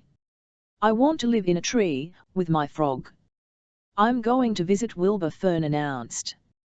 They climbed the fence into the lane and walked lazily toward the pigpen. Wilbur heard them coming and got up. Avery noticed the spider web, and, coming closer, he saw Charlotte. Hey, look at that big spider, he said. It's tremendous. Leave it alone, commanded Fern. You've got a frog, isn't that enough? That's a fine spider and I'm going to capture it, said Avery. He took the cover off the candy box. Then he picked up a stick. I'm going to knock that 01 spider into this box, he said. Wilbur's heart almost stopped when he saw what was going on. This might be the end of Charlotte if the boy succeeded in catching her. You stop it, Avery, cried Fern. Avery put one leg over the fence of the pigpen. He was just about to raise his stick to hit Charlotte when he lost his balance. He swayed and toppled and landed on the edge of Wilbur's trough. The trough tipped up and then came down with a slap. The goose egg was right underneath. There was a dull explosion as the egg broke, and then a horrible smell. Fern screamed. Avery jumped to his feet. The air was filled with the terrible gases and smells from the rotten egg. Templeton, who had been resting in his home, scuttled away into the barn. Good night, screamed Avery. Good night. What a stink! Let's get out of here.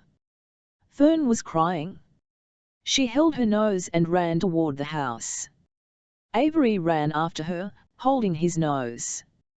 Charlotte felt greatly relieved to see him go. It had been a narrow escape. Later on that morning, the animals came up from the pasture, the sheep, the lambs, the gander, the goose, and the 7 goslings.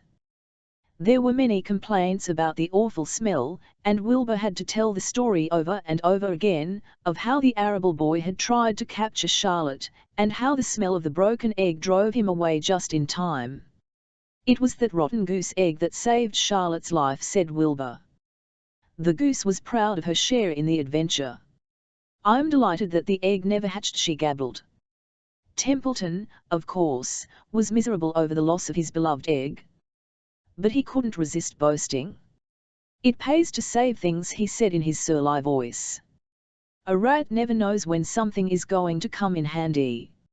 I never throw anything away." "Well," said one of the lambs, "this whole business is all well and good for Charlotte, but what about the rest of us? The smell is unbearable. Who wants to live in a barn that is perfumed with rotten egg?" "Don't worry, you'll get used to it," said Templeton.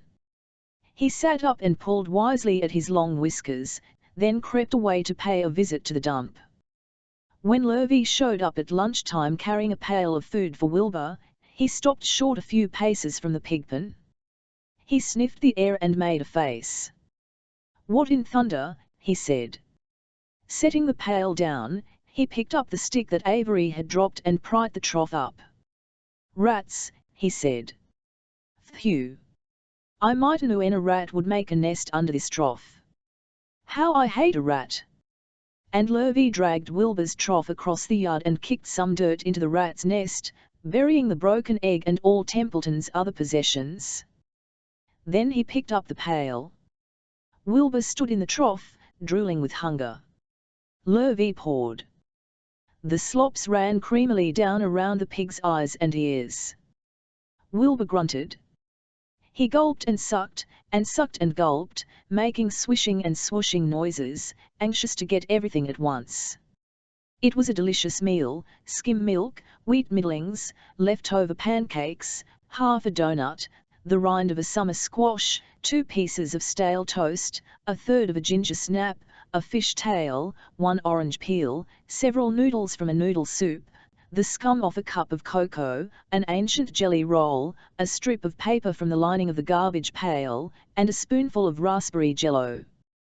Wilbur ate heartily. He planned to leave half a noodle and a few drops of milk for Templeton. Then he remembered that the rat had been useful in saving Charlotte's life, and that Charlotte was trying to save his life. So he left a whole noodle, instead of a half.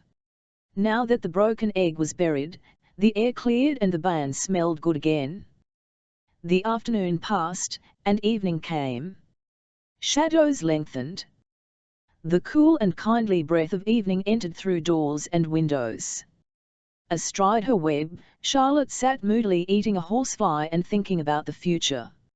After a while she bestirred herself. She descended to the center of the web and there she began to cut some of her lines. She worked slowly but steadily while the other creatures drowsed. None of the others, not even the goose, noticed that she was at work. Deep in his soft bed, Wilbur snoozed. Over in their favorite corner, the goslings whistled a night song. Charlotte tore quite a section out of her web, leaving an open space in the middle. Then she started weaving something to take the place of the threads she had removed. When Templeton got back from the dump, around midnight, the spider was still at work. Chapter 11 The miracle. The next day was foggy. Everything on the farm was dripping wet. The grass looked like a magic carpet. The asparagus patch looked like a silver forest. On foggy mornings, Charlotte's web was truly a thing of beauty. This morning each thin strand was decorated with dozens of tiny beads of water. The web glistened in the light and made a pattern of loveliness and mystery, like a delicate veil. Even Lurvy, who wasn't particularly interested in beauty, noticed the web when he came with the pig's breakfast. He noted how clearly it showed up and he noted how big and carefully built it was. And then he took another look and he saw something that made him set his pail down. There, in the center of the web, neatly woven in block letters, was a message. It said, "Sown pig." Lurvy felt weak. He brushed his hand across his eyes and stared harder at Charlotte's web. "I'm seeing things," he whispered. He dropped to his knees and uttered a short prayer. Then, forgetting all about Wilbur's breakfast, he walked back to the house and called Mr. Zuckerman. "I think you'd better come down to the pigpen," he said. "What's the trouble?" asked Mr. Zuckerman. "Anything wrong with the pig?" Not exactly," said Lurvy. "Come and see for yourself." The two men walked silently down to Wilbur's yard. Lurvy pointed to the spider's web. "Do you see what I see?" he asked. Zuckerman stared at the writing on the web. Then he murmured the words "some pig." Then he looked at Lurvy. Then they both began to tremble. Charlotte, sleepy after her night's exertions, smiled as she watched. Wilbur came and stood directly under the web. "Some pig," muttered Lurvy in a low voice. "Some pig," whispered Mr. Zuckerman. They stared and stared for a long time at Wilbur. Then they stared at Charlotte. "You don't suppose that spider—" began Mr. Zuckerman, but he shook his head and didn't finish the sentence. Instead, he walked solemnly back up to the house and spoke to his wife. "Edith, something has happened," he said, in a weak voice. He went into the living room and sat down, and Mrs. Zuckerman followed. "I've got something to tell you, Edith," he said. "You better sit down." Mrs. Zuckerman sank into a chair. She looked pale and frightened. "Edith," he said, trying to keep his voice steady, "I think you had best be told that we have a very unusual pig." A look of complete bewilderment came over Mrs. Zuckerman's face. "Homer Zuckerman, what in the world are you talking about?" she said. "This is a very serious thing, Edith," he replied. "Our pig is completely out of the ordinary." "What's unusual about the pig?" asked Mrs. Zuckerman, who was beginning to recover from her scare. "Well, I don't really know yet," said Mr. Zuckerman. "But we have received a sign, Edith, a mysterious sign. A miracle has happened on this farm. There is a large spider's web in the doorway of the barn cellar, right over the pigpen, and when Lurvy went to feed the pig this morning, he noticed the web because it was foggy, and you know how a spider's web looks very distinct in a fog. And right spang, precisely, slang, in the middle of the web there were the words 'some pig.' The words were woven right into the web. They were actual part of the web, Edith. I know because I have been down there and seen them. It says, 'some pig,' just as clear can be. There can be no mistake about it. A miracle has happened and a sign has occurred here on earth, right on our farm, and we have no ordinary pig." "Well," said Mrs. Zuckerman, "it seems to me you're a little off. It seems to me we have no ordinary spider." "Oh, no," said Zuckerman. "It's the pig that's unusual. It says so, right there in the middle of the web." "Maybe so," said Mrs. Zuckerman. "Just the same, I intend to have a look at that spider." "It's just a common grey spider," said Zuckerman. They got up, and together they walked down to Wilbur's yard. "You see, Edith. It's just a common grey spider." Wilbur was pleased to receive so much attention. Lurvy was still standing there, and Mr. and Mrs. Zuckerman, all three, stood for about an hour, reading the words on the web over and over, and watching Wilbur. Charlotte was delighted with the way her trick was working. She sat without moving a muscle, and listened to the conversation of the people. When a small fly blundered into the web, just beyond the word pig, Charlotte dropped quickly down, rolled the fly up, and carried it out of the way. After a while the fog lifted. The web dried off and the words didn't show up so plainly. The Zuckermans and Lurvy walked back to the house. Just before they left the pigpen, Mr. Zuckerman took one last look at Wilbur. "You know," he said, in an important voice, "I've thought all along that pig of ours was an extra good one. He's a solid pig. That pig is as solid as they come. You notice how solid he is around the shoulders, Lurvy? Sure. Sure I do, said Lurvy. I've always noticed that pig. He's quite a PLG, he's long, and he's smooth, said Zuckerman. That's right, agreed Lurvy. He's as smooth as they come. He's some pig. When Mr. Zuckerman got back to the house, he took off his work clothes and put on his best suit. Then he got into his car and drove to the minister's house. He stayed for an hour and explained to the minister that a miracle had happened on the farm.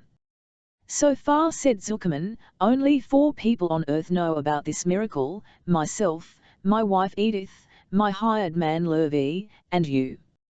Don't tell anybody else, said the minister. We don't know what it means yet, but perhaps if we'll give thought to it, I can explain it in my sermon next Sunday. There can be no doubt that you have a most unusual pig. I intend to speak about it in my sermon and point out the fact that this community has been visited with a wondrous animal. By the way, does the pig have a name? Why, yes, said Mr. Zuckerman. My little niece calls him Wilbur. She's a rather queer child, full of notions.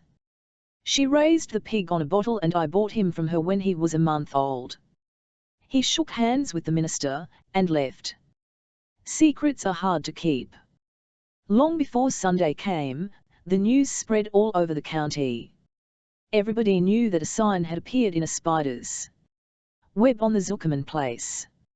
Everybody knew that the Zuckermans had a wondrous pig. People came from miles around to look at Wilbur and to read the words on Charlotte's web. The Zuckermans' driveway was full of cars and trucks from morning till night, Fords and Chevys and Buick Roadmasters and GMC pickups and Plymouths and Studebakers and Packards and DeSotos with gyromatic transmissions and Oldsmobiles with rocket engines and Jeep station wagons and Pontiacs. The news of the wonderful pig spread clear up into the hills, and farmers came rattling down in buggies and buckboards, to stand hour after hour at Wilbur's pen admiring the miraculous animal.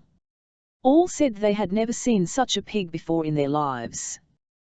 When Fern told her mother that Avery had tried to hit the Zuckerman's spider with a stick, Mrs. Arable was so shocked that she sent Avery to bed without any supper as punishment. In the days that followed, Mr. Zuckerman was so busy entertaining visitors that he neglected his farm work. He wore his good clothes all the time, now got right into them when he got up in the morning. Mrs. Zuckerman prepared special meals for Wilbur. Lurvy shaved and got a haircut, and his principal farm duty was to feed the pig while people looked. Mr. Zuckerman ordered Lurvy to increase Wilbur's feedings from 3 meals a day to 4 meals a day. The Zuckermans were so busy with visitors they forgot about other things on the farm. The blackberries got ripe, and Mrs. Zuckerman failed to put up any blackberry jam. The corn needed hoeing, and Lurvy didn't find time to hoe it. On Sunday the church was full. The minister explained the miracle. He said that the words on the spider's web proved that human beings must always be on the watch for the coming of wonders. All in all, the Zuckerman's pigpen was the center of attraction. Fern was happy, for she felt that Charlotte's trick was working and that Wilbur's life would be saved. But she found that the barn was not nearly as pleasant, too many people.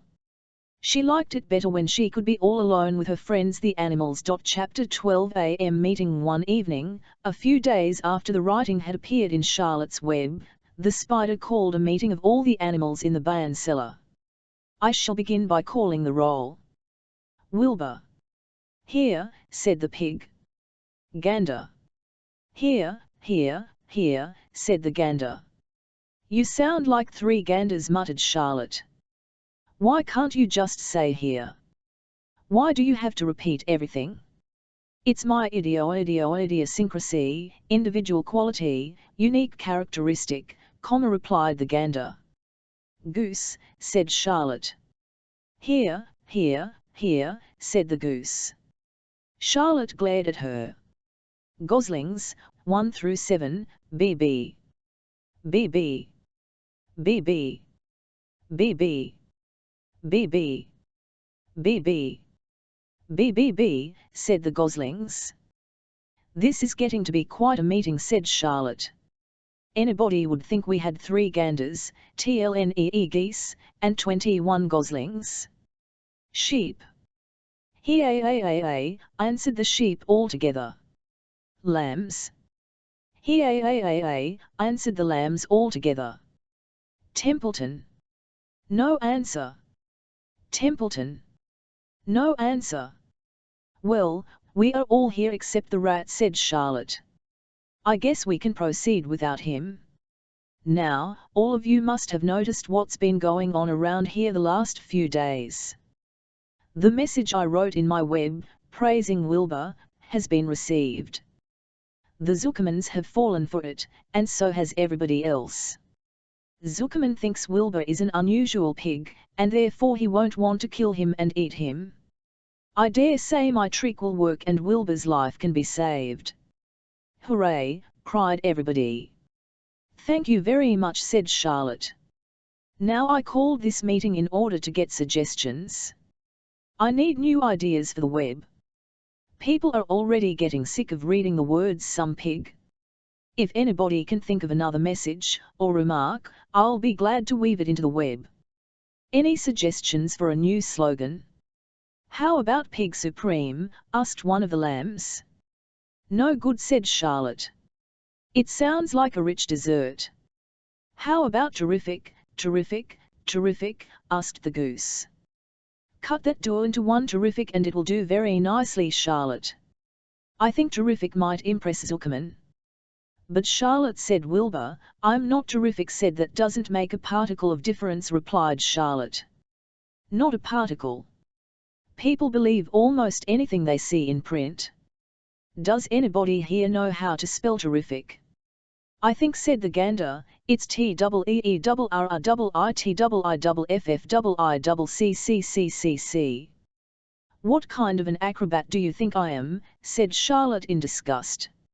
I would have to have St. Vitus's dance to weave a word like that into my web. Sorry, sorry, sorry, said the gander. Then the oldest sheep spoke up. I agree that there should be something new written in the web if Wilbur's life is to be saved. And if Charlotte needs help in finding words, I think she can get it from our friend Templeton. The rat visits the dump regularly and has access to old magazines. He can tear out bits of advertisements and bring them up here to the Bayon cellar, so that Charlotte can have something to copy. Good idea, said Charlotte. But I'm not sure Templeton will be willing to help. You know how he is, always looking out for himself, never thinking of the other fellow. I bet I can get him to help, said the old sheep. I'll appeal to his baser instincts, of which he has plenty. Here he comes now. Everybody keep quiet while I put the matter up to him. The rat entered the barn the way he always did, creeping along close to the wall. What's up? He asked, seeing the animals assembled. We're holding a directors' meeting, replied the old sheep. Well, break it up, said Templeton. Meetings bore me. And the rat began to climb a rope that hung against the wall. Look, said the old sheep, next time you go to the dump, Templeton, bring back a clipping from a magazine. Charlotte needs new ideas so she can write messages in her web and save Wilbur's life. Let him die, said the rat. I should worry. You'll worry all right when next winter comes, said the sheep. You'll worry all right on a 0 morning next January when Wilbur is dead and nobody comes down here with a nice pail of warm slops to pour into the trough. Wilbur's leftover food is your chief source of supply, Templeton. You know that. Wilbur's food is your food, therefore Wilbur's destiny and your destiny are closely linked. If Wilbur is killed and his trough stands empty day after day, you'll grow so thin we can look right through your stomach and see objects on the other side. Templeton's whiskers quivered. Maybe you're right, he said gruffly. I'm making a trip to the dump tomorrow afternoon. I'll bring back a magazine clipping if I can find one. Thanks, said Charlotte. The meeting is now adjourned. I have a busy evening ahead of me. I've got to tear my web apart and write terrific. Wilbur blushed. But I'm not terrific, Charlotte. I'm just about average for a pig. You're terrific as far as I'm concerned, replied Charlotte, sweetly, and that's what counts. You're my best friend, and I think you're sensational. Now stop arguing and go get some sleep. Chapter 13. Good progress. Far into the night, while the other creatures slept, Charlotte worked on her web. First she ripped out a few of the orb lines near the center. She left the radial lines alone, as they were needed for support. As she worked, her 8 legs were a great help to her. So were her teeth. She loved to weave and she was an expert at it. When she was finished ripping things out, her web looked something like this. A spider can produce several kinds of thread. She uses a dry, tough thread for foundation lines, and she uses a sticky thread for snare lines, the ones that catch and hold insects. Charlotte decided to use her dry thread for writing the new message. If I write the word terrific with sticky thread, she thought, every bug that comes along will get stuck in it and spoil the effect. Now let's see, the first letter is T. Charlotte climbed to a point at the top of the left-hand side of the web. Swinging her spinnerets into position, she attached her thread and then dropped down. As she dropped, her spinning tubes went into action and she let out thread. At the bottom, she attached the thread. This formed the upright part of the letter T. Charlotte was not satisfied, however. She climbed up and made another attachment, right next to the first. Then she carried the line down, so that she had a double line instead of a single line. It will show up better if we'll make the whole thing with double lines. She climbed back up, moved over about an inch to the left, touched her spinnerets to the web, and then carried a line across to the right, forming the top of the T. She repeated this, making it double. Her 8 legs were very busy helping. Now for the E. Charlotte got so interested in her work, she began to talk to herself, as though to cheer herself on. If you had been sitting quietly in the band cellar that evening, you would have heard something like this. Now for the R. Up we go. Attach. Descend. Pay out line. Whoa. Attach. Good. Up you go. Repeat. Attach. Descend. Pay out line. Whoa, girl. Steady now. Attach. Climb. Attach. Over to the right. Pay out line. Attach. Now right and down and swing that loop and around and around. Now into the left. Attach. Climb. Repeat. OK. Easy, keep those lines together. Now, then, out and down for the leg of the R. Pay out line. Whoa. Attach. Ascend. Repeat. Good girl. And so, talking to herself, the spider worked at her difficult task. When it was completed, she felt hungry. She ate a small bug that she had been saving. Then she slept. Next morning, Wilbur arose and stood beneath the web. He breathed the morning air into his lungs. Drops of dew, catching the sun, made the web stand out clearly. When Lurvy arrived with breakfast, there was the handsome pig, and over him, woven neatly in block letters, was the word terrific. Another miracle. Lurvy rushed and called Mr. Zuckerman.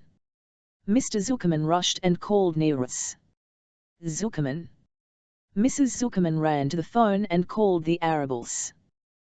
The Arables climbed into their truck and hurried over. Everybody stood at the pigpen and stared at the web and read the word, over and over, while Wilbur, who really felt terrific, stood quietly swelling out his chest and swinging his snout from side to side. Terrific, breathed Zuckerman, in joyful admiration. Edith, you better phone the reporter on the Weekly Chronicle and tell him what has happened. He will want to know about this. He may want to bring a photographer. There isn't a pig in the whole state that is as terrific as our pig. The news spread. People who had journeyed to see Wilbur when he was some pig came back again to see him now that he was terrific. That afternoon, when Mr. Zuckerman went to milk the cows and clean out the tie-ups, he was still thinking about what a wondrous pig he owned. "Lurvy," he called. "There is to be no more cow manure thrown down into that pig pen. I have a terrific pig. I want that pig to have clean, bright straw every day for his bedding, understand?" "Yes, sir," said Lurvy. "Furthermore," said Mr. Zuckerman, "I want you to start building a crate for Wilbur. I have decided to take the pig to the county fair on September 6th. Make the crate large and paint it green with gold letters." "What will the letters say?" asked Lurvy. "They should say Zuckerman's famous pig." Lurvy picked up a pitchfork and walked away to get some clean straw. Having such an important pig was going to mean plenty of extra work, he could see that. Below the apple orchard, at the end of a path, was the dump where Mr. Zuckerman threw all sons of trash and stuff that nobody wanted anymore. Here, in a small clearing hidden by young alders, type of tree, and wild raspberry bushes, was an astonishing pile of old bottles and empty tin cans and dirty rags and bits of metal and broken bottles and broken hinges and broken springs and dead batteries and last month's magazines and old discarded dishmopes and tattered overalls and rusty spikes and leaky pails and forgotten stoppers and useless junk of all kinds, including a wrong-size crank for a broken ice cream freezer. Templeton knew though dump and liked it. There were good hiding places there, excellent cover for a rat. And there was usually a tin can with food still clinging to the inside. Templeton was down there now, rummaging around. When he returned to the barn, he carried in his mouth an advertisement he had torn from a crumpled magazine. "How's this?" he asked, showing the ad to Charlotte. "It says Crunchy." "Crunchy would be a good word to write in your web." "Just the wrong idea," replied Charlotte. "Couldn't be worse. We don't want Zuckerman to think Wilbur is crunchy. He might start thinking about crisp, crunchy bacon and tasty ham. That would put ideas into his head. We must advertise Wilbur's noble qualities, not his tastiness. Go get another word, please, Templeton." The rat looked disgusted. But he sneaked away to the dump and was back in a while with a strip of cotton cloth. "How's this?" he asked. "It's a label off an old shirt." Charlotte examined the label. It said Pressure Ink. "I'm sorry, Templeton," she said, "but pre-shrunk is out of the question. We want Zuckerman to think Wilbur is nicely filled out, not all shrunk up. I'll have to ask you to try again." "What do you think I am, a messenger boy?" grumbled the rat. "I'm not going to spend all my time chasing down to the dump after advertising material." "Just once more, please," said Charlotte. "I'll tell you what I'll do," said Templeton. "I know where there's a package of soap flakes in the woodshed. It has writing on it. I'll bring you a piece of the package." He climbed the rope that hung on the wall and disappeared through a hole in the ceiling. When he came back he had a strip of blue and white cardboard in his teeth. "There," he said, triumphantly. "How's that?" Charlotte read the words, with new radiant action. "What does it mean?" asked Charlotte, who had never used any soap flakes in her life. "How should I know?" said Templeton. "You asked for words and I brought them. I suppose the next thing you'll want me to fetch is a dictionary." Together they studied the soap ad. "With new radiant action," repeated Charlotte, slowly. "Wilbur," she called. Wilbur, who was asleep in the straw, jumped up. "Run around," commanded Charlotte. "I want to see you in action, to see if you are radiant." Wilbur raced to the end of his yard. "Now back again, faster," said Charlotte. Wilbur galloped back. His skin shone. His tail had a fine, tight curl in it. "Jump into the air," cried Charlotte. Wilbur jumped as high as he could. "Keep your knees straight and touch the ground with your ears," called Charlotte. Wilbur obeyed. Do a backflip with a half twist in it, cried Charlotte. Wilbur went over backwards, writhing and twisting as he went. Okay, Wilbur, said Charlotte. You can go back to sleep. Okay, Templeton, the soap ad will do, I guess. I'm not sure Wilbur's action is exactly radiant, but it's interesting. Actually, said Wilbur, I feel radiant. Do you? Said Charlotte, looking at him with affection. Well, you're a good little pig, and radiant you shall be. I'm in this thing pretty deep now, I might as well go the limit. Tired from his romp, Wilbur lay down in the clean straw. He closed his eyes. The straw seemed scratchy, not as comfortable as the cow manure, which was always delightfully soft to lie in. So he pushed the straw to one side and stretched out in the manure. Wilbur sighed.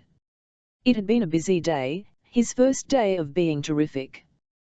Dozens of people had visited his yard during the afternoon, and he had had to stand and pose, looking as terrific as he could. Now he was tired. Feme had arrived and seated herself quietly on her stool in the corner. Tell me a story, Charlotte, said Wilbur, as he lay waiting for sleep to come. Tell me a story. So Charlotte, although she, too, was tired, did what Wilbur wanted. Once upon a time, she began, I had a beautiful cousin who managed to build her web across a small stream. One day a tiny fish leaped into the air and got tangled in the web. My cousin was very much surprised, of course. The fish was thrashing wildly.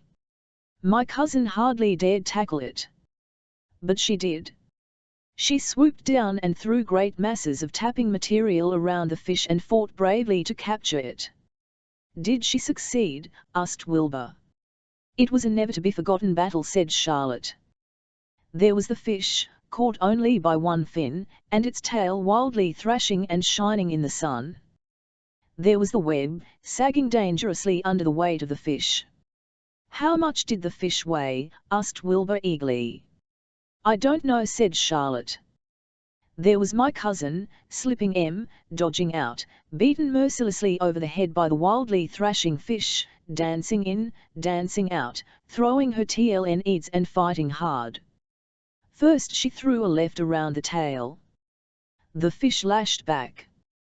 Then a left to the tail and a right to the midsection. The fish lashed back. Then she dodged to one side and threw a right, and another right to the fin. Then a hard left to the head, while the web swayed and stretched. Then what happened? Asked Wilbur. Nothing, said Charlotte. The fish lost the fight. My cousin wrapped it up so tight it couldn't budge. Then what happened? Asked Wilbur. Nothing, said Charlotte. My cousin kept the fish for a while, and then, when she got good and ready, she ate it. Tell me another story, begged Wilbur. So Charlotte told him about another cousin of hers who was an aeronaut. What is an aeronaut? Asked Wilbur. A balloonist, said Charlotte. My cousin used to stand on her head and let out enough thread to form a balloon. Then she'd let go and be lifted into the air and carried upward on the warm wind. Is that true? Asked Wilbur. Or are you just making it up? It's true, replied Charlotte. I have some very remarkable cousins. And now, Wilbur, it's time you went to sleep. Sing something, begged Wilbur, closing his eyes. So Charlotte sang a lullaby, while crickets chirped in the grass and the barn grew dark. This was the song she sang.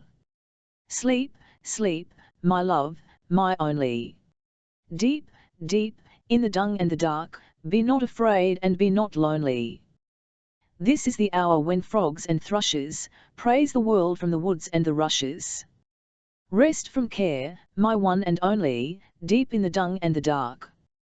But Wilbur was already asleep.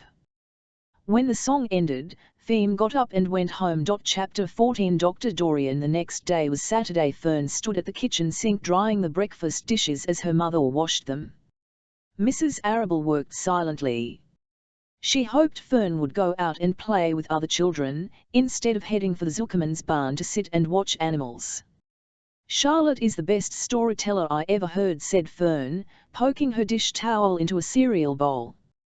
"Fern," said her mother sternly, "you must not invent things.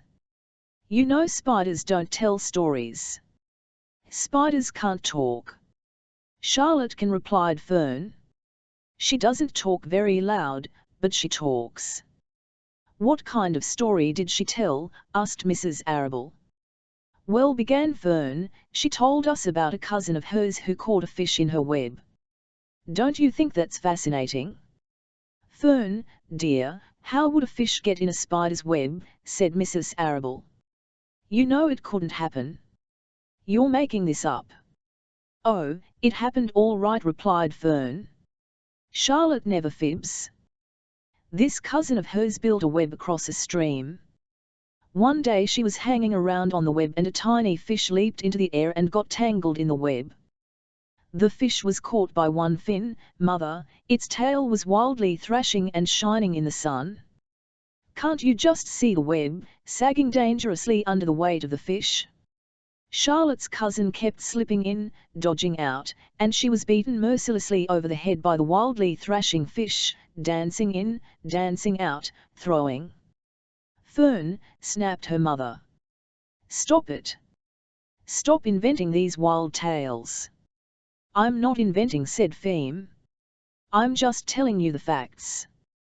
"What finally happened?" asked her mother, whose curiosity began to get the better of her. "Charlotte's cousin won. She wrapped the fish up, then she ate him when she got good and ready. Spiders have to eat, the same as the rest of—" "Yes, I suppose they do," said Mrs. Arable, vaguely. "Charlotte has another cousin who is a balloonist. She stands on her head, lets out a lot of line, and is carried aloft on the wind." "Mother, wouldn't you simply love to do that?" "Yes, I would, come to think of it," replied Mrs. Arable.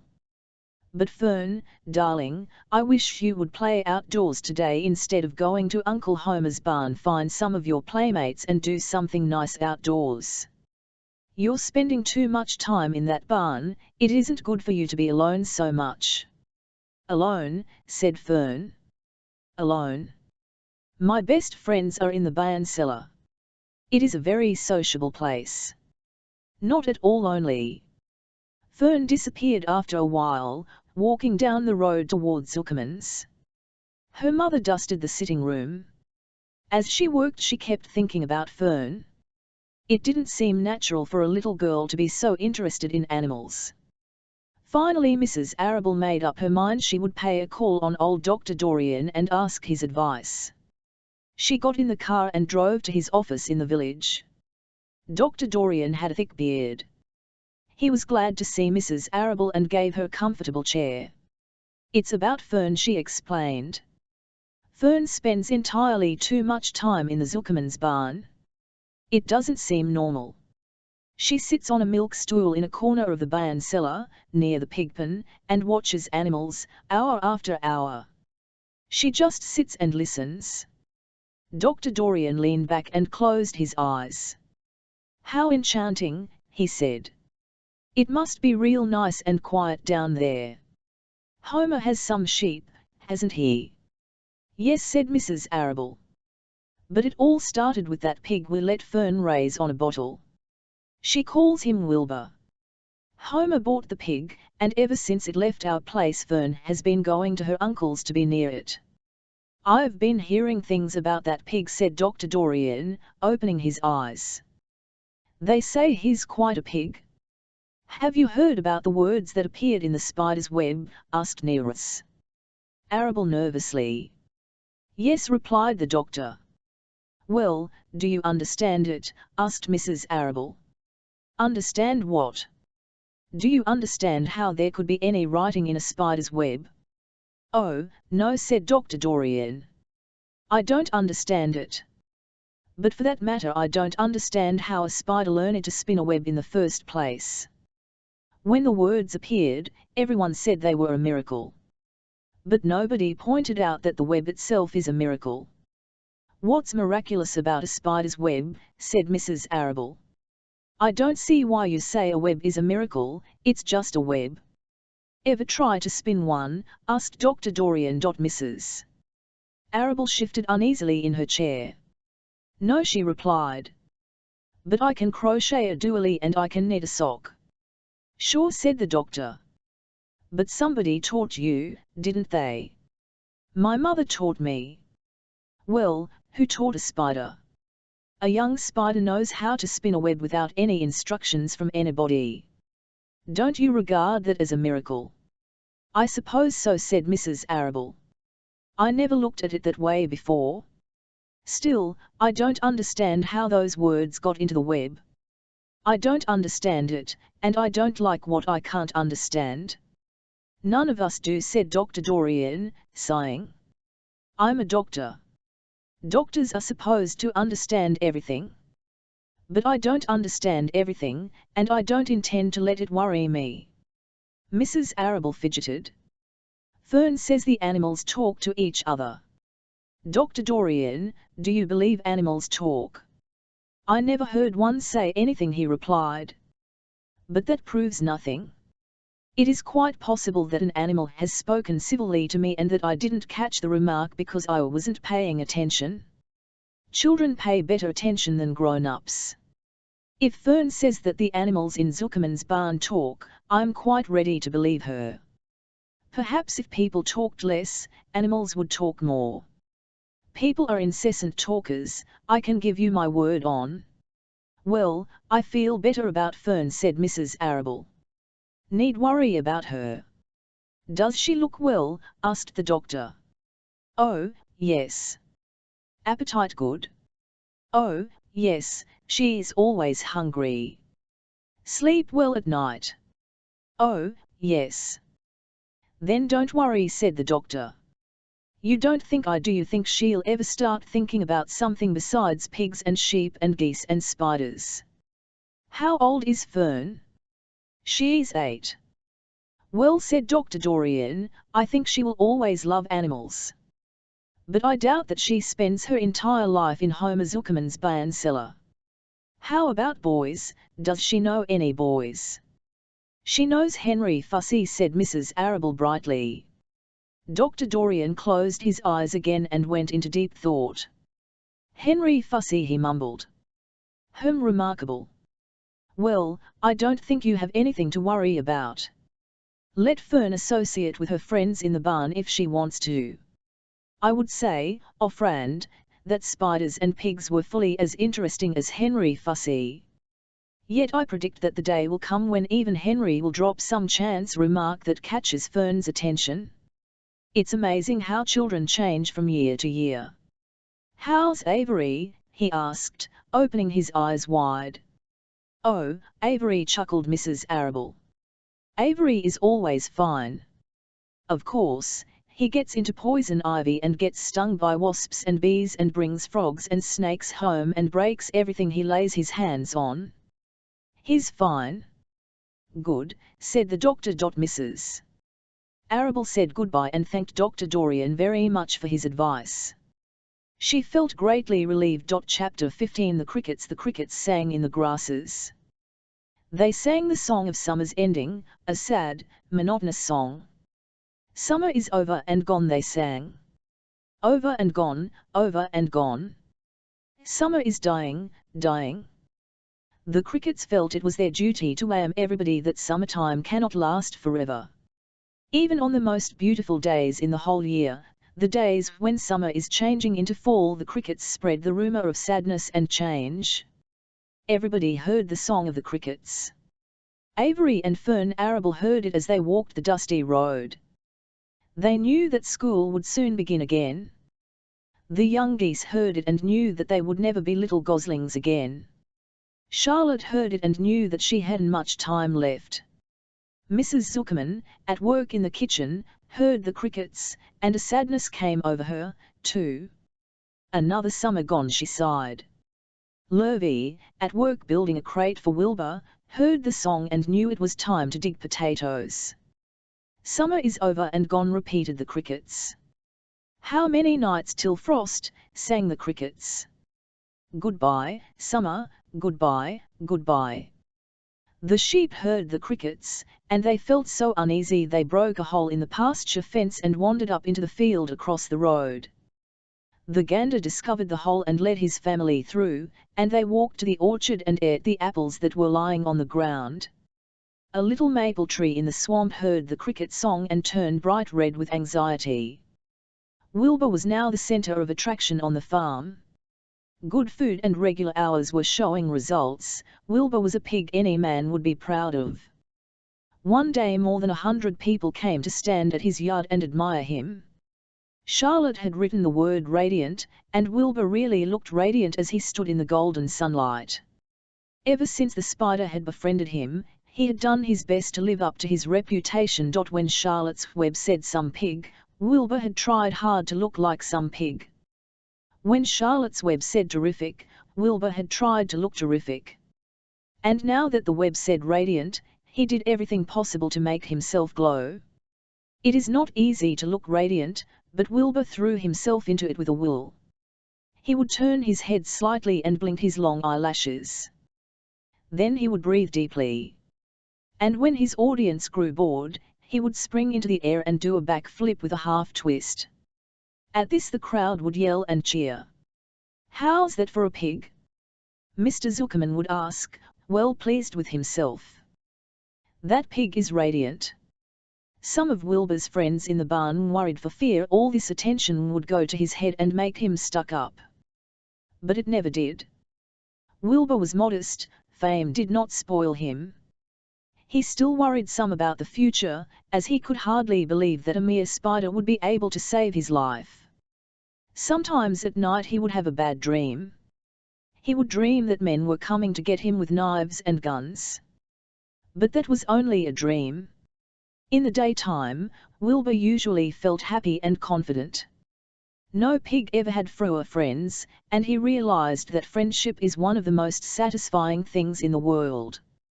Even the song of the crickets did not make Wilbur too sad. He knew it was almost time for the county fair, and he was looking forward to the trip. If he could distinguish himself at the fair, and maybe win some prize money, he was sure Zuckerman would let him live. Charlotte had worries of her own, but she kept quiet about them. One morning Wilbur asked her about the fair. "You're going with me, aren't you, Charlotte?" he said. "Well, I don't know," replied Charlotte. "The fair comes at a bad time for me. I shall find it inconvenient to leave home, even for a few days." "Why?" asked Wilbur. "Oh, I just don't feel like leaving my web. Too much going on around here." "Please come with me," begged Wilbur. "I need you, Charlotte. I can't stand going to the fair without you.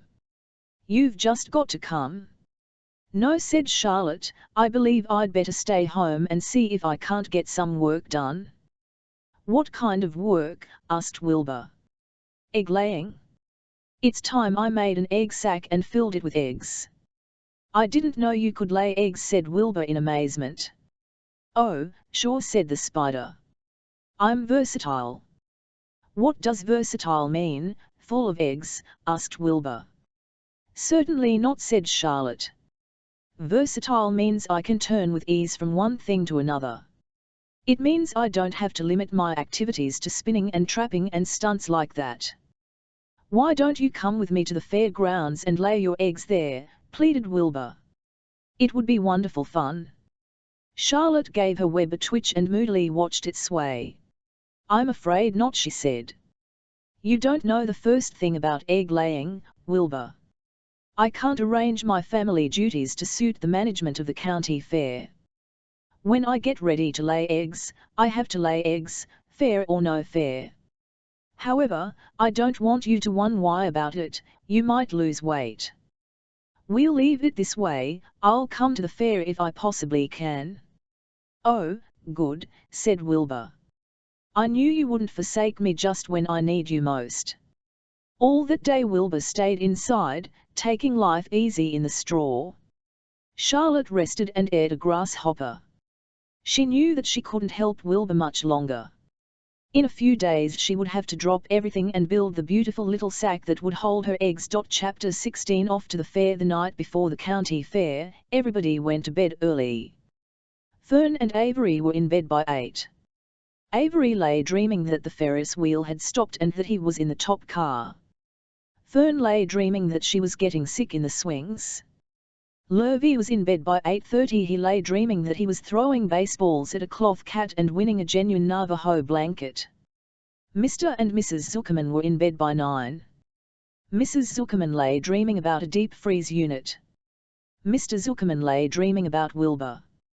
He dreamt that Wilbur had grown until he was 116 feet long and 92 feet high, and that he had won all the prizes at the fair and was covered with blue ribbons and even had a blue ribbon tied to the end of his tail.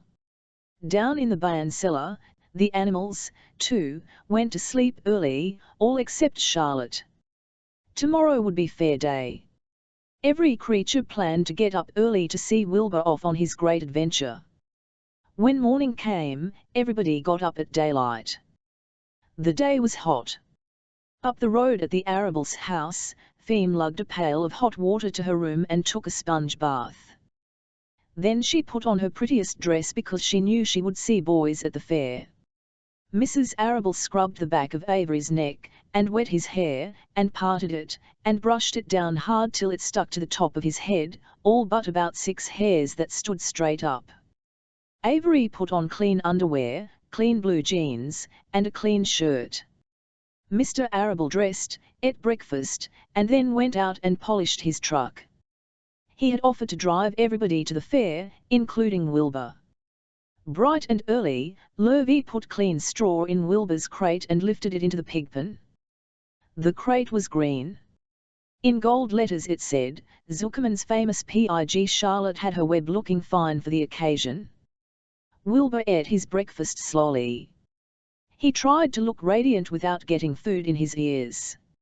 In the kitchen, Mrs. Zuckerman suddenly made an announcement. Homer, she said to her husband, I am going to give that pig a buttermilk, liquid remaining after butter has been separated from milk, bath.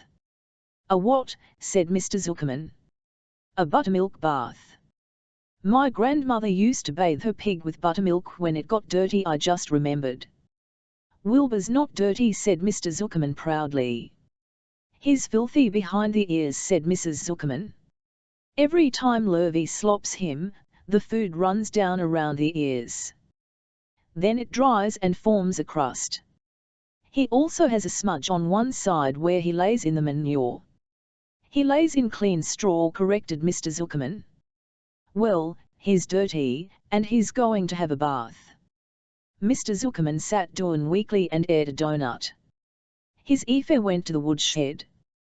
When she returned, she wore rubber boots and an old raincoat, and she carried a bucket of buttermilk and a small wooden paddle. Edith, you're crazy, mumbled Zuckerman. But she paid no attention to him. Together they walked to the pigpen. Mrs. Zuckerman wasted no time. She climbed in with Wilbur and went to work. Dipping her paddle in the buttermilk, she rubbed him all over. The geese gathered around to see the fun, and so did the sheep and lambs. Even Templeton poked his head out cautiously, to watch Wilbur get a buttermilk bath. Charlotte got so interested, she lowered herself on a dragline so she could see better. Wilbur stood still and closed his eyes. He could feel the buttermilk trickling down his sides. He opened his mouth and some buttermilk ran in. It was delicious. He felt radiant and happy. When Mrs. Zuckerman got through and rubbed him dry, he was the cleanest, prettiest pig you ever saw. He was pure white, pink around the ears and snout, and smooth as silk. The Zuckermans went up to change into their best clothes. Lurvy went to shave and put on his plaid shirt and his purple necktie. The animals were left to themselves in the barn. The 7 goslings paraded round and round their mother. Please, please, please take us to the fair, begged a gosling. Then all 7 began teasing to go. Please, please, please, please, please, please. They made quite a racket. Children, snapped the goose. We're staying quietly eatly at home. Only Wilbur is going to the fair. Just then Charlotte interrupted. I shall go, too, she said, softly. I have decided to go with Wilbur. He may need me. We can't tell what may happen at the fairgrounds. Somebody's got to go along who knows how to tie it. And I think Templeton better come, too. I might need somebody to run errands and do general work. I'm staying right here, grumbled the rat. I haven't the slightest interest in fairs. That's because you've never been to one, remarked the old sheep. A fair is a rat's paradise. Everybody spills food at a fair. A rat can creep out late at night and have a feast. In the horse barn you will find oats that the trotters and pacers have spilled. In the trampled grass of the infield you will find old discarded lunch boxes containing the foul remains of peanut butter sandwiches, hard-boiled eggs, cracker crumbs, bits of donuts, and particles of cheese. In the hard-packed dirt of the midway, after the glaring lights are out and the people have gone home to bed, you will find a veritable treasure of popcorn fragments, frozen custard dribblings, candied apples abandoned by tired children, sugar fluff crystals, salted almonds, popsicles, partially gnawed ice cream cones, and the wooden sticks of lollipops. Everywhere is loot for a rat, in tents, in booths, in haylofts. Why, a fair has enough disgusting leftover food to satisfy a whole army of Templeton's. Eyes were blazing. Is this true? He asked. Is this appetizing yarn of yours true? I like high living, and what you say tempts it is true, said the old sheep. Go to the fair, Templeton. You will find that the conditions at a fair will surpass your wildest dreams. Buckets with sour mash sticking to them, tin cans containing particles of tuna fish, greasy paper bags stuffed with rotten. That's enough, cried Templeton. Don't tell me any more. I'm gumg. Good, said Charlotte, winking at the old sheep. Now then, there is no time to be lost. Wilbur will soon be put into the crate. Templeton and I must get in the crate right now and hide ourselves. The rat didn't waste a minute. He scampered over to the crate, crawled between the slats, and pulled straw up over him so he was hidden from sight. All right, said Charlotte, I'm next. She sailed into the air, let out a dragline, and dropped gently to the ground. Then she climbed the side of the crate and hid herself inside a knot hole in a piece of lumber where a knot once was, in the top board. The old sheep nodded. What a cargo, she said. That sign ought to say Zuckerman's famous pig and 2 stowaways. Look out, the people are coming a-ming, shouted the gander. Cheese stop, slang, it, cheese it, cheese it. The big tuck with Mr. Arable at the wheel backed slowly down toward the barnyard. Lurvy and Mr. Zuckerman walked alongside. Fern and Avery were standing in the body of the truck hanging onto the sideboards. Listen to me, whispered the old sheep to Wilbur. When they open the crate and fry to put you in, struggle. Don't go without a tussle. Pigs always resist when they are being loaded. If I struggle I'll get dirty, said Wilbur. Never mind that, do as I say. Struggle. If you were to walk into the crate without resisting, Zuckerman might think you were bewitched. He'd be scared to go to the fair. Templeton poked his head up through the straw. Struggle if you must, said he, but kindly remember that I'm hiding down here in this crate and I don't want to be stepped on, or kicked in the face, or pummeled, or crushed in any way, or squashed, or buffeted about, or bruised, or lacerated, or scarred, or biffed, hit, strike. Just watch what you're doing, Mr. Radiant, when they get shoving you in. Be quiet, Templeton, said the sheep. Pull in your head, they are coming. Look radiant, Wilbur. Lay low, Charlotte. Talk it up, geese. The truck backed slowly to the pigpen and stopped. Mr. Arable cut the motor, got out, walked around to the rear, and lowered the tailgate. The geese cheered. Mrs. Arable got out of the tuck. Fern and Avery jumped to the ground. Mrs. Zuckerman came walking down from the house. Everybody lined up at the fence and stood for a moment admiring Wild Buren the beautiful green crate. Nobody realized that the crate already contained a rat and a spider. "That's some pig," said Mrs. Arable. "He's terrific," said Lurvy. "He's very radiant," said Fern, remembering the day he was born. "Well," said Mrs. Zuckerman, "he's clean, anyway." The buttermilk certainly helped. Mr. Arable studied Wilbur carefully. "Yes, he's a wonderful pig," he said. "It's hard to believe that he was the runt of the litter. You'll get some extra good ham and bacon, Homer, when it comes time to kill that pig." Wilbur heard these words and his heart almost stopped. "I think I'm going to faint," he whispered to the old sheep, who was watching. "Kneel down," whispered the old sheep. "Let the blood rush to your—" Wilbur sank to his knees, all radiance gone. His eyes closed. "Look!" screamed Fern. "He's fading away." "Hey, watch me!" yelled Avery, crawling on all fours into the crate. "I'm a pig! I'm a pig!" Avery's foot touched Templeton under the straw. "What a mess," thought the rat. "What fantastic creatures boys are! Why did I let myself in for this?" The geese saw Avery in the crate and cheered.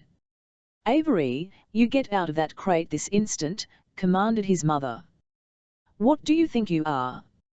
"I'm a pig," cried Avery, tossing handfuls of straw into the air. "Oink, oink, oink." "The truck is rolling away, Papa," said Fern. The truck, with no one at the wheel, had started to roll downhill. Mr. Arable dashed to the driver's seat and pulled on the emergency brake. The truck stopped. The geese cheered. Charlotte crouched and made herself as small as possible in the knothole, so Avery wouldn't see her. "Come out at once," cried Mrs. Arable. Avery crawled out of the crate on hands and knees, making faces at Wilbur. Wilbur fainted away. "The pig has passed out," said Mrs. Zuckerman. "Throw water on, throw buttermilk," suggested Avery. The geese cheered. Lurvy ran for a pail of water. Fern climbed into the pen and knelt by Wilbur's side. "It's sunstroke," said Zuckerman. "The heat is too much for him." "Maybe he's dead," said Avery. "Come out of that pig pen immediately," cried Mrs. Arable. Avery obeyed his mother and climbed into the back of the truck so he could see better. Lurvy returned with cold water and dashed it on Wilbur. "Throw some on me," cried Avery. "I'm hot, too." "Oh, keep quiet," hollered Fern. "Keep quiet." Her eyes were brimming with tears. Wilbur, feeling the cold water, came to. He rose slowly to his feet, while the geese cheered. "He's up," said Mr. Arable. "I guess there's nothing wrong with him." "I'm hungry," said Avery. "I want a candied apple." "Wilbur's all right now," said Fern. "We can start." "I want to take a ride in the Ferris wheel." Mr. Zuckerman and Mr. Arable and Lurvy grabbed the pig and pushed him headfirst toward the crate. Wilbur began to struggle. The harder the men pushed, the harder he held back. Avery jumped down and joined the men. Wilbur kicked and tln-ashed and grunted. "Nothing wrong with this pig," said Mr. Zuckerman cheerfully, pressing his knee against Wilbur's behind. "All together, now, boys. Shove." With a final heave they jammed him into the crate.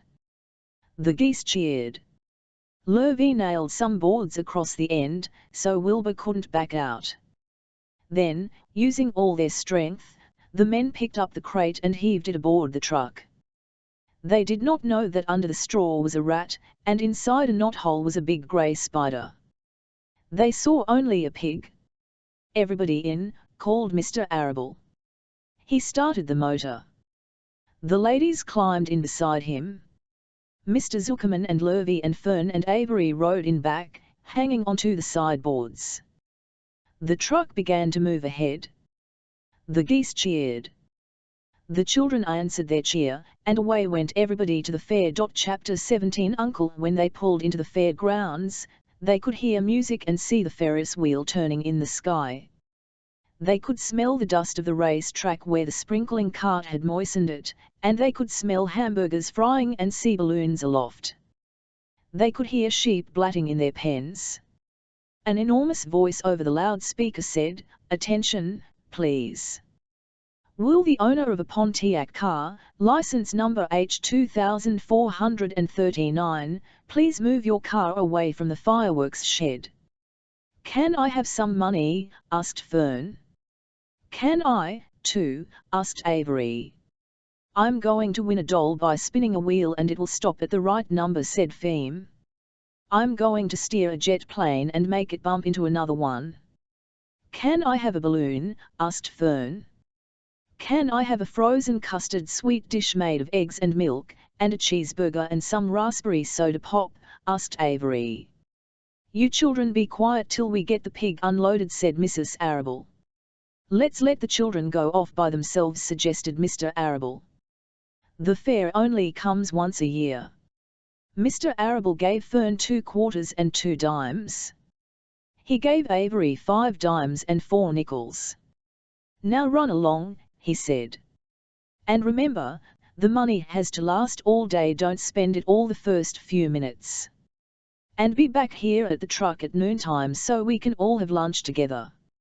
And don't eat a lot of stuff that's going to make you sick to your stomachs. And if you go in those swings," said Nearest. "Arable, you hang on tight. You hang on very tight. Hear me? And don't get lost," said Mrs. Zuckerman. "And don't get dirty. Don't get overheated," said their mother. "Watch out for pickpockets," cautioned their father. "And don't cross the race track when the horses are coming," cried Mrs. Zuckerman. The children grabbed each other by the hand and danced off in the direction of the merry-go-round, toward the wonderful music and the wonderful adventure and the wonderful excitement, into the wonderful midway where there would be no parents to guard them and guide them, and where they could be happy and free and do as they pleased. Mrs. Arable stood quietly and watched them go. Then she sighed. Then she blew her nose. "Do you really think it's all right?" she asked. "Well, they've got to grow up sometime," said Neera. Arable. "And a fair is a good place to start, I guess." While Wilbur was being unloaded and taken out of his crate and into his new pig pen, crowds gathered to watch. They stared at the sign "Zuckerman's Famous Pig."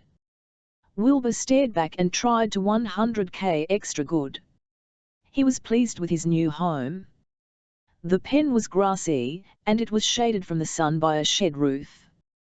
Charlotte, watching her chance, scrambled out of the crate and climbed a post to the underside of the roof. Nobody noticed her.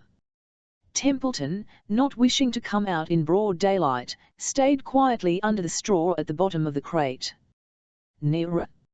Zuckerman poured some skim milk into Wilbur's trough, pitched clean straw into his pen, and then he and Mrs. Zuckerman and the Arables walked away toward the cattle barn to look at purebred cows and to see the sights. Neera. Zuckerman particularly wanted to look at tractors. Mrs. Zuckerman wanted to see a deep freeze. Lurvy wandered off by himself, hoping to meet friends and have some fun on the midway. As soon as the people were gone, Charlotte spoke to Wilbur. "It's a good thing you can't see what I see," she said. "What do you see?" asked Wilbur. "There's a pig in the next pen and he's enormous. I'm afraid he's much bigger than you are." "Maybe he's older than I am, and has had more time to grow," suggested Wilbur. Tears began to come to his eyes. "I'll drop down and have a closer look," Charlotte said. Then she crawled along a beam till she was directly over the next pen. She let herself down on a dragline until she hung in the air just in front of the big pig's snout. "May I have your name?" she asked, politely. The pig stared at her. "No name," he said in a big, hearty voice. "Just call me Uncle." "Very well, Uncle," replied Charlotte. "What is the date of your birth? Are you a spring pig?" "Sure I'm a spring pig," replied Uncle. "Did you think I was a spring chicken?" "Haw, haw, that's a good one, eh, sister?" "Mildly funny," said Charlotte. "I've heard funnier ones, though. Glad to have met you, and now I must be going." She ascended slowly and returned to Wilbur's pen. "He claims he's a spring pig," reported Charlotte, "and perhaps he is. One thing is certain, he has a most unattractive personality. He is too familiar, too noisy, and he cracks weak jokes. Also, he's not anywhere near as clean as you are, nor as pleasant. I took quite a dislike to him in our brief interview. He's going to be a hard pig to beat, though, Wilbur, on account of his size and weight. But with me helping you, it can be done." "When are you going to spin a web?" asked Wilbur. "This afternoon, late, if I'm not too tired," said Charlotte. "The least thing tires me these days. I don't seem to have the energy I once had. My age, I guess." Wilbur looked at his friend. She looked rather swollen and she seemed listless. "I'm awfully sorry to hear that you're feeling poorly, Charlotte," he said. "Perhaps if you spin a web and catch a couple of flies you'll feel better." "Perhaps," she said, wearily. "But I feel like the end of a long day clinging upside down to the ceiling." She settled down for a nap, leaving Wilbur very much worried. All morning people wandered past Wilbur's pen. Dozens and dozens of strangers stopped to stare at him and to admire his silky white coat, his curly tail, his kind and radiant expression. Then they would move on to the next pen where the bigger pig lay. Wilbur heard several people make favourable remarks about Uncle's great size. He couldn't help overhearing these remarks, and he couldn't help worrying. And now, with Charlotte not feeling well, he thought, "Oh, dear." All morning Templeton slept quietly under the straw. The day grew fiercely hot. At noon the Zuckermans and the Arabels returned to the pigpen. Then, a few minutes later, Fern and Avery showed up.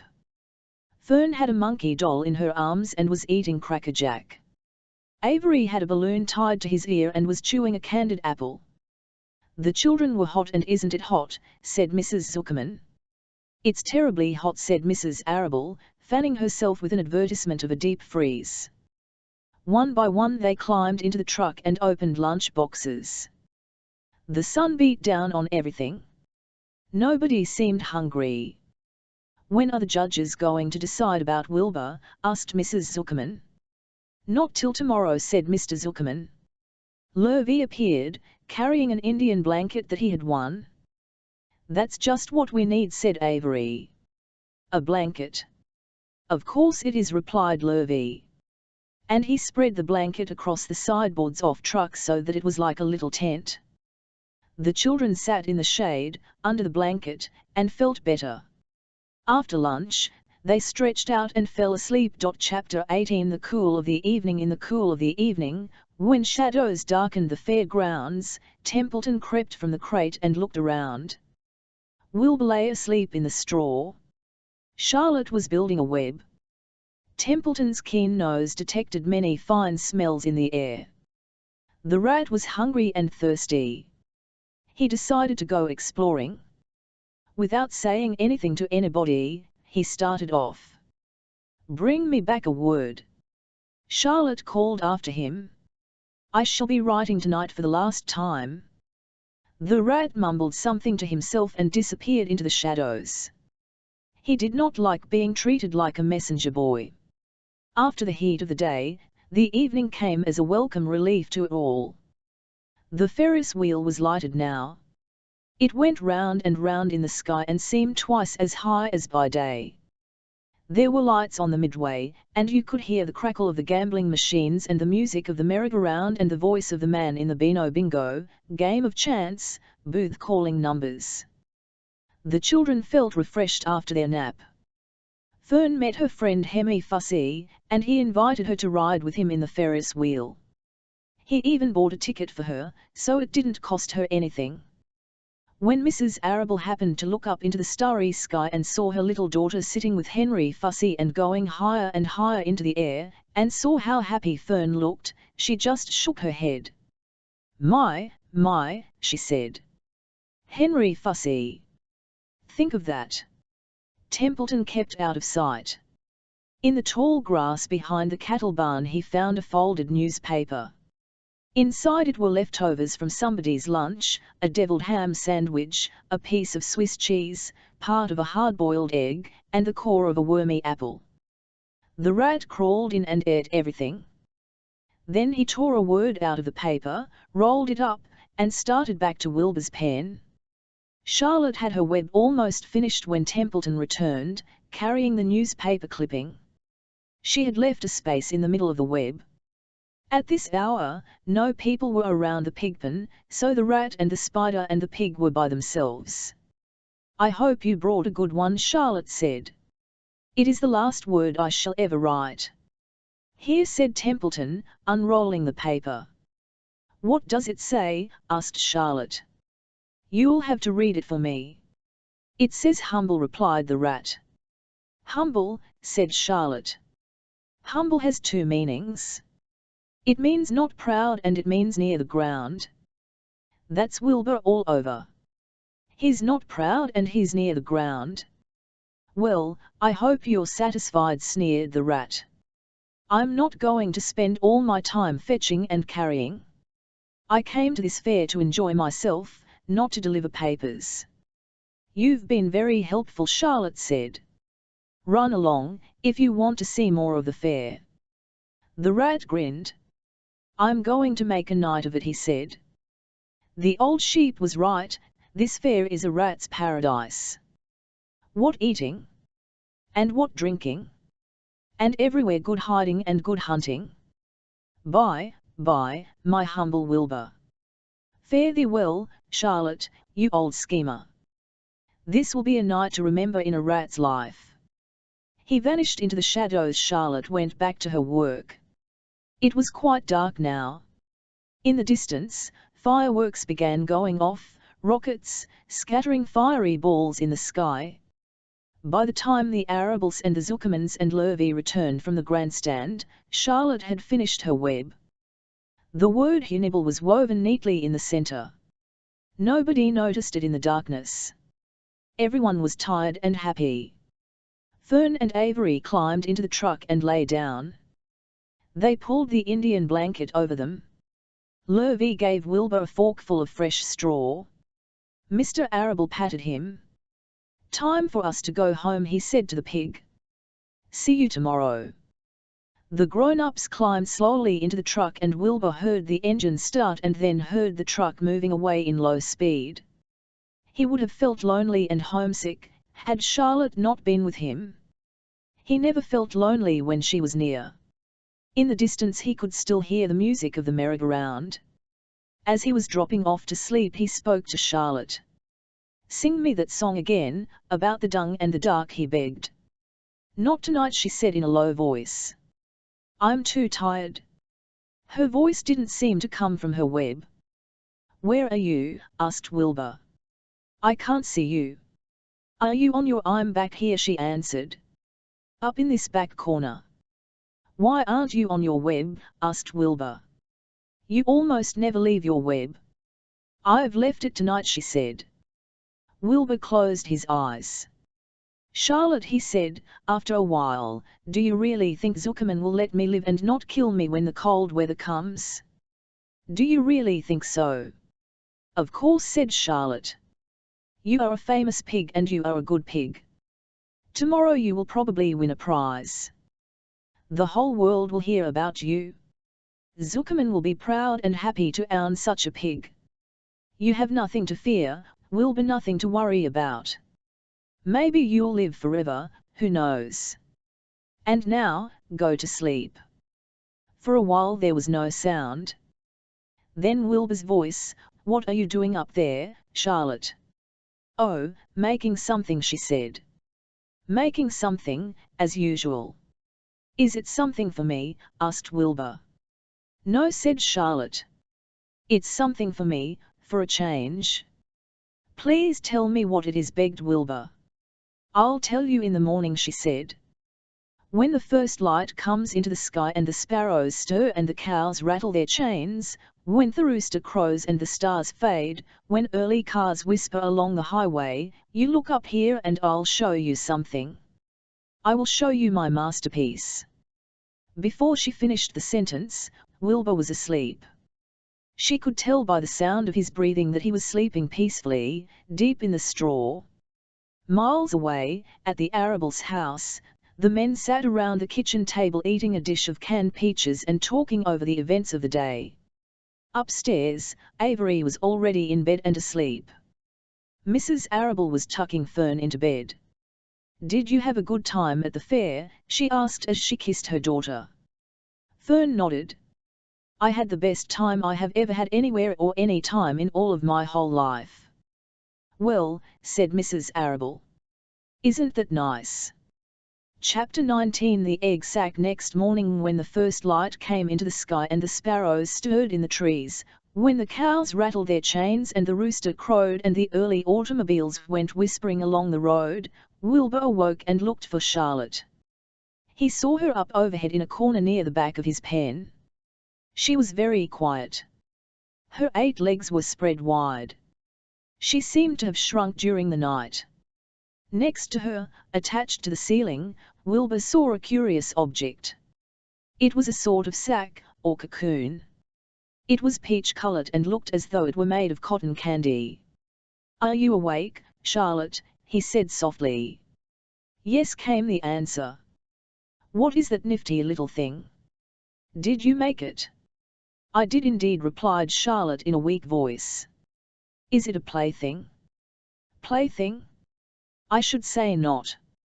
It is my egg sack, my magnum opus." "I don't know what a magnum opus, masterpiece, is," said Wilbur.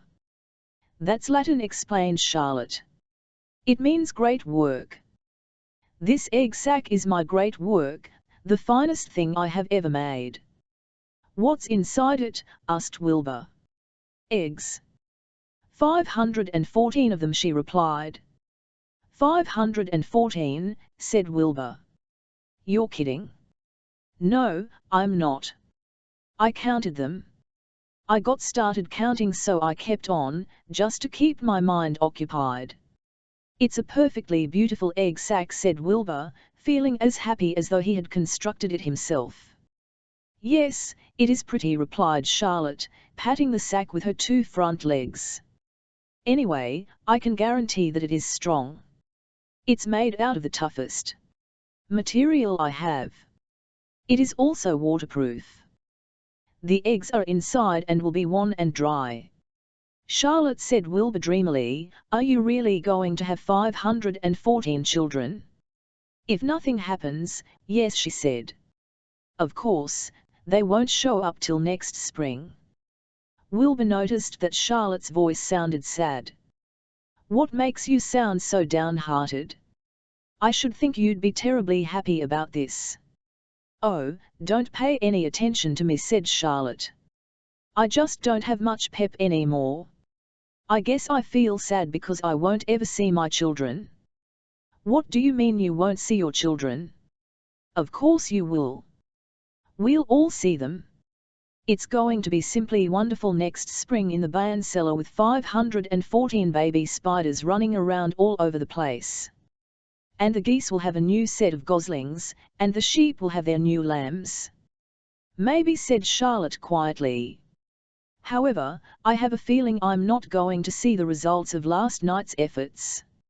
I don't feel good at all. I think I'm languishing, to tell you the truth." Wilbur didn't understand the word languish and he hated to bother Charlotte by asking her to explain. But he was so worried he felt he had to. "What does languishing mean?" "It means I'm slowing up, feeling my age. I'm not young anymore, Wilbur. But I don't want you to worry about me. This is your big day today. Look at my web, doesn't it show up well with the dew on it?" Charlotte's web never looked more beautiful than it looked this morning. Each strand held dozens of bright drops of early morning dew. The light from the east struck it and made it all plain and clear. It was a perfect piece of design and building. In another hour or two, a steady stream of people would pass by, admiring it, and reading it, and looking at Wilbur, and marveling at the miracle. As Wilbur was studying the web, a pair of whiskers and a sharp face appeared. Slowly Templeton dragged himself across the pen and threw himself down in a corner. "I'm back," he said in a husky voice. "What a night!" The rat was swollen to twice his normal size. His stomach was as big around as a jelly jar. "What a night," he repeated, hoarsely. "What feasting and carousing, drink heavily, consume large quantities of alcohol. A real gorge. I must have eaten the remains of 30 lunches. Never have I seen such leavings, and everything well ripened and seasoned with the passage of time and the heat of the day. Oh, it was rich, my friends, rich." "You ought to be ashamed of yourself," said Charlotte in disgust. "It would serve you right if you had an acute attack of indigestion."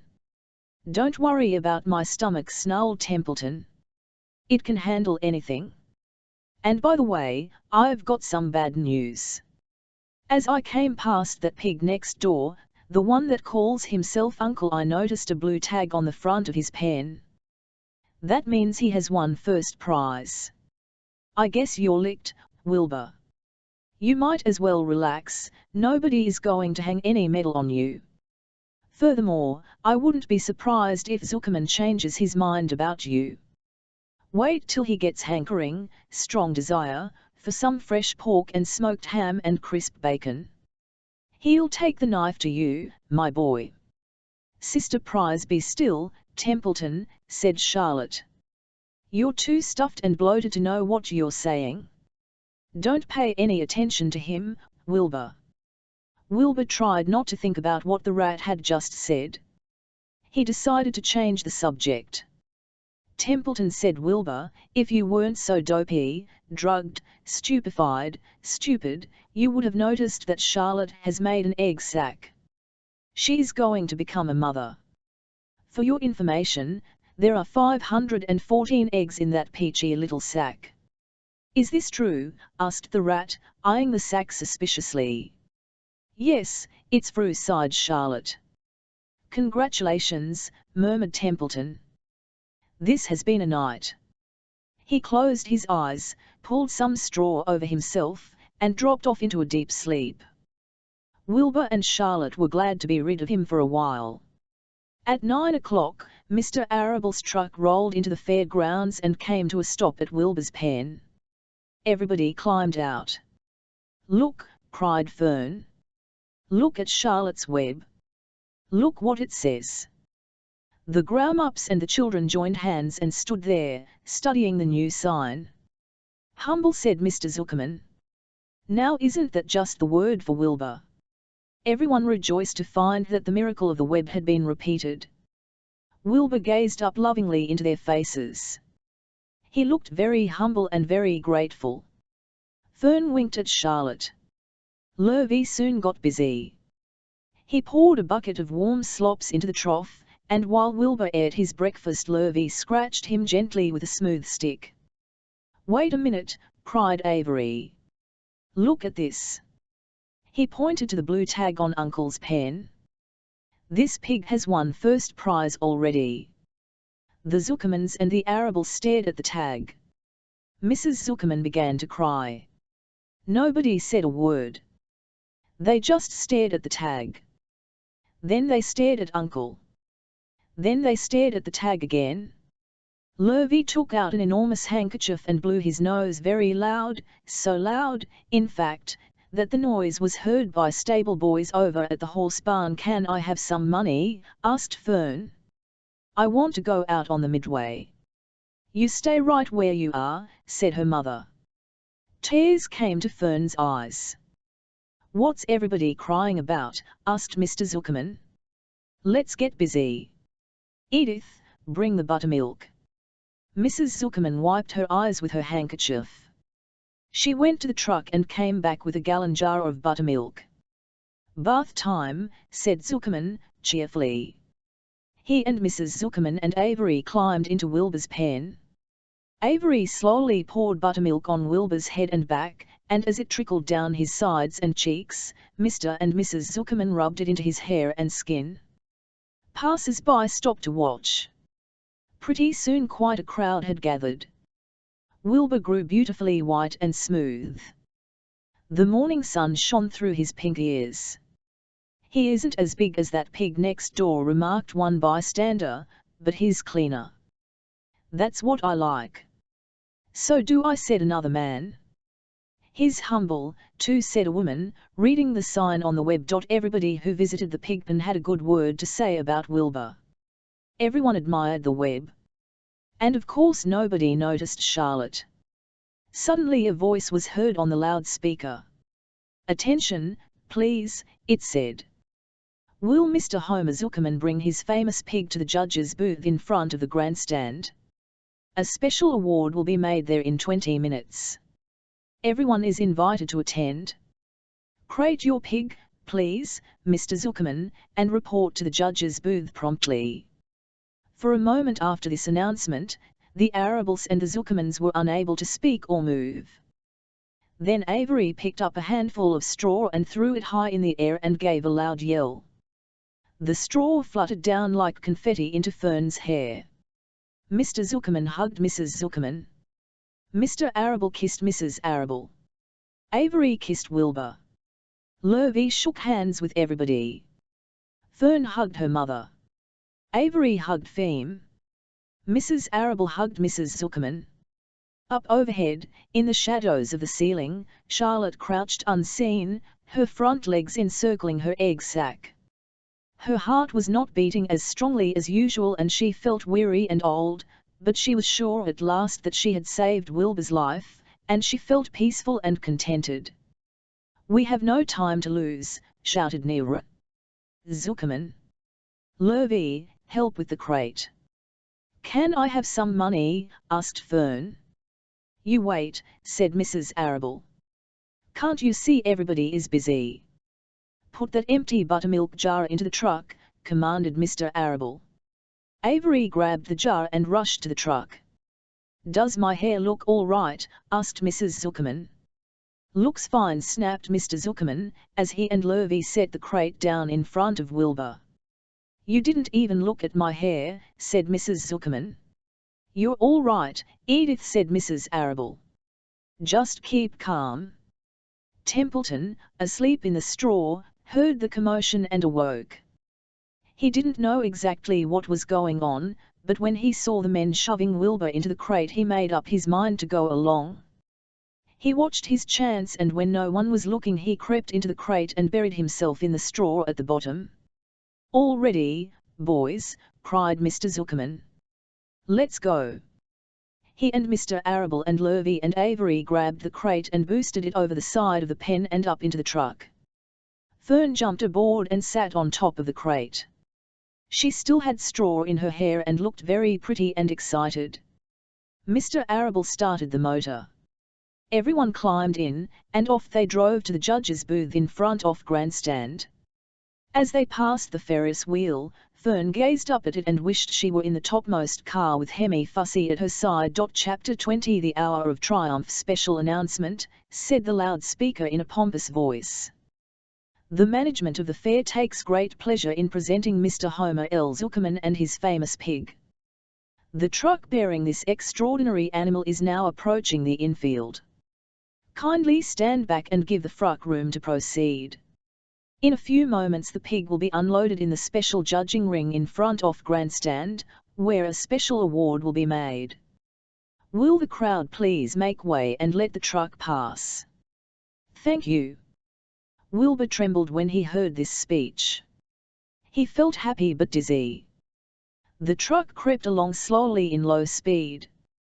Crowds of people surrounded it, and Mr. Arable had to drive very carefully in order not to run over anybody.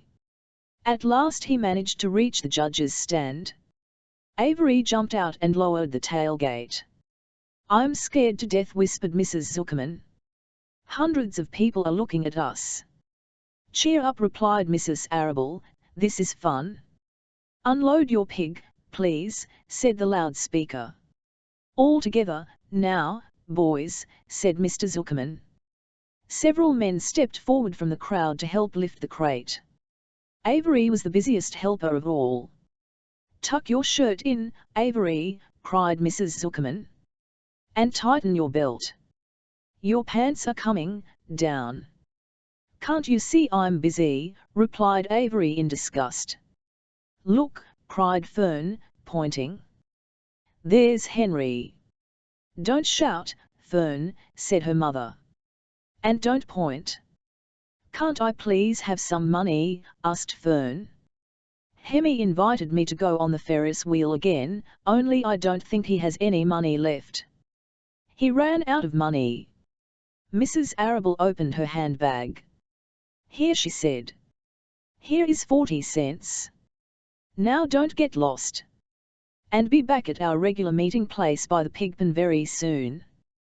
Fern raced off, ducking and dodging TLN off the crowd, in search of Henry. "The Zuckerman pig is now being taken from his crate," boomed the voice of the loudspeaker. "Stand by for an announcement." Templeton crouched under the straw at the bottom of the crate. "What a lot of nonsense," muttered the rat. "What a lot of fuss about nothing." Over in the pigpen, silent and alone, Charlotte rested. Her 2 front legs embraced the egg sack. Charlotte could hear everything that was said on the loudspeaker. The words gave her courage. This was her hour of triumph. As Wilbur came out of the crate, the crowd clapped and cheered. Mr. Zuckerman took off his cap and bowed. Lurvy pulled his big handkerchief from his pocket and wiped the sweat from the back of his neck. Avery knelt in the dirt by Wilbur's side, busily stroking him and showing off. Mrs. Zuckerman and Mrs. Arable stood on the running board of the truck. "Ladies and gentlemen," said the loudspeaker, "we now present Mr. Homer L. Zuckerman's distinguished pig. The fame of this unique animal has spread to the far corners of the earth, attracting many valuable tourists to our great state. Many of you will recall that never-to-be-forgotten day last summer when the writing appeared mysteriously on the spider's web in Mr. Zuckerman's BAM, calling the attention of all and sundry to the fact that this pig was completely out of the ordinary. This miracle has never been fully explained, although learned men have visited the Zuckerman pigpen to study and observe the phenomenon. In the last analysis, we simply know that we are dealing with supernatural forces here, and we should all feel proud and grateful. In the words of the spider's web, ladies and gentlemen, this is some pig." Wilbur blushed. He stood perfectly still and tried to look his best. "This magnificent animal," continued the loudspeaker, "is truly terrific. Look at him, ladies and gentlemen. Note the smoothness and whiteness of the coat, observe the spotless skin, the healthy pink glow of ears and snout." "It's the buttermilk," whispered Mrs. Arable to Mrs. Zuckerman. "Note the general radiance of this animal. Then remember the day when the word radiant appeared clearly on the web. Whence came this mysterious writing? Not from the spider, we can rest assured of that. Spiders are very clever at weaving their webs, but needless to say spiders cannot type." "Oh, they can't they?" murmured Charlotte to herself. "Ladies and gentlemen," continued the loudspeaker, "I must not take any more of your valuable time. On behalf of the governors of the fair, I have the honor of awarding a special prize of $25 to Mr. Zuckerman, together with a handsome bronze medal suitably engraved, in token of our appreciation of the part played by this pig, this radiant, this terrific, this humble pig, in attracting so many visitors to our great county fair." Wilbur had been feeling dizzier and dizzier through this long, complimentary speech. When he heard the crowd begin to cheer and clap again, he suddenly fainted away. His legs collapsed, his mind went blank, and he fell to the ground, unconscious. "What's you mung?" asked the loudspeaker. "Hat's going on, Zuckerman. What's the trouble with your pig?" Avery was kneeling by Wilbur's head, stroking him. Mr. Zuckerman was dancing about, fanning him with his cap. "He's all right," cried Mr. Zuckerman. "He gets these spells.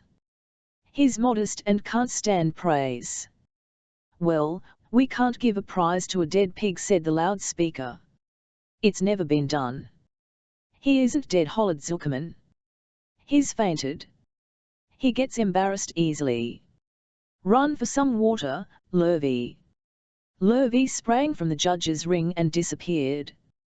Templeton poked his head from the straw. He noticed that the end of Wilbur's tail was within reach. Templeton grinned. I'll tend to this, he chuckled. He took Wilbur's tail in his mouth and bit it, just as hard as he could bite. The pain revived Wilbur. In a flash he was back on his feet.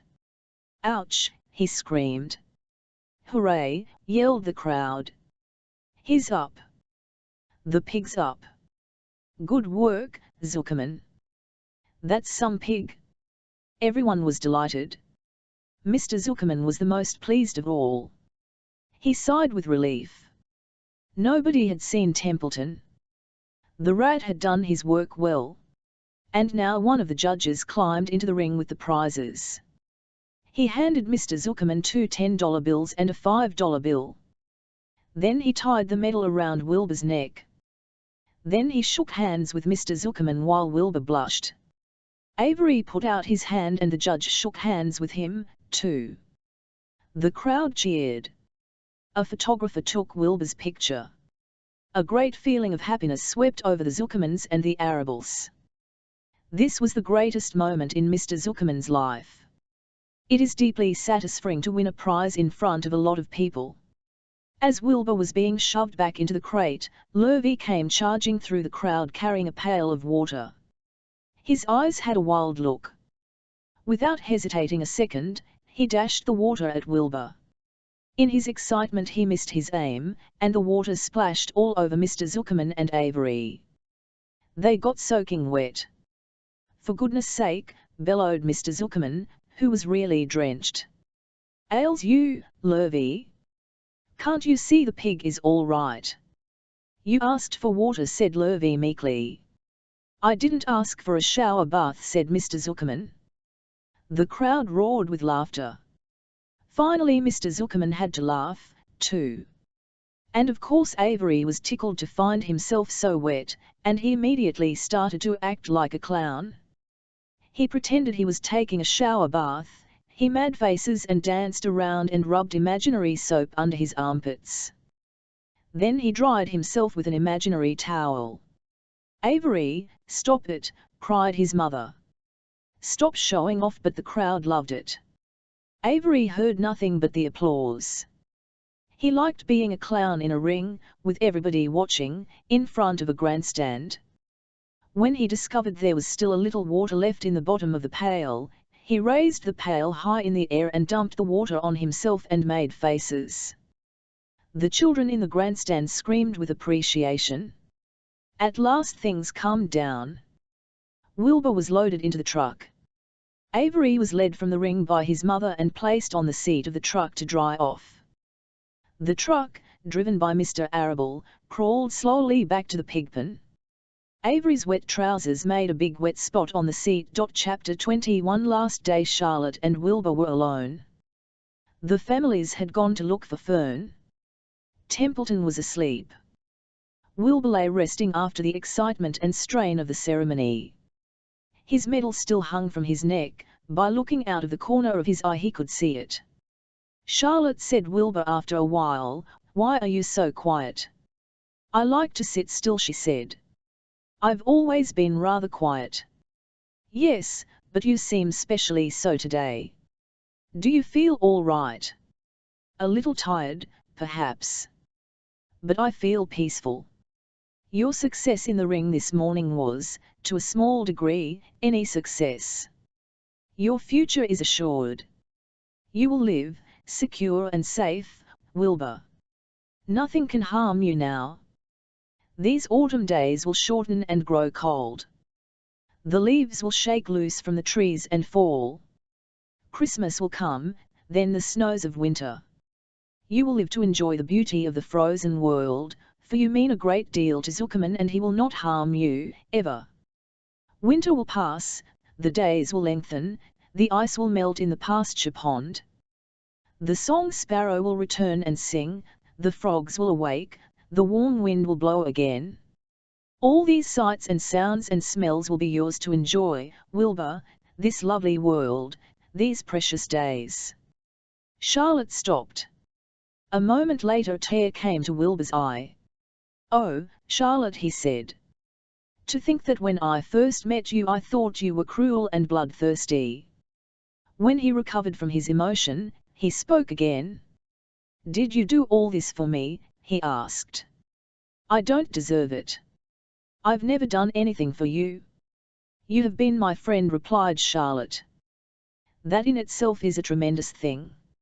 I wove my webs for you because I liked you. After all, what's a life, anyway? We're a bomb, we live a little while, we die. A spider's life can't help being something of a mess, with all this trapping and eating flies. By helping you, perhaps I was trying to lift up my life a trifle. Heaven knows anyone's life can stand a little of that." "Well," said Wilbur. "I'm no good at making speeches. I haven't got your gift for words. But you have saved me, Charlotte, and I would gladly give my life for you, I really would." "I'm sure you would. And I thank you for your generous sentiments." "Charlotte," said Wilbur. "We're all going home today. The fair is almost over. Won't it be wonderful to be back home in the barn cellar again with the sheep and the geese? Aren't you anxious to get home?" For a moment Charlotte said nothing. Then she spoke in a voice so low Wilbur could hardly hear the words. "I will not be going back to the BAM," she said. Wilbur leapt to his feet. "Not going back?" he cried. "Charlotte, what are you talking about?" "I'm done for," she replied. "In a day or two I'll be dead.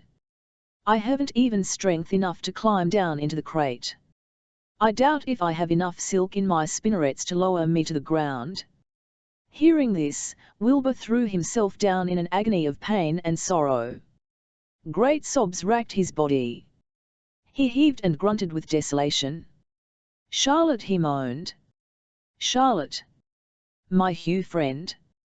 Come now, let's not make a scene," said the spider. "Be quiet, Wilbur.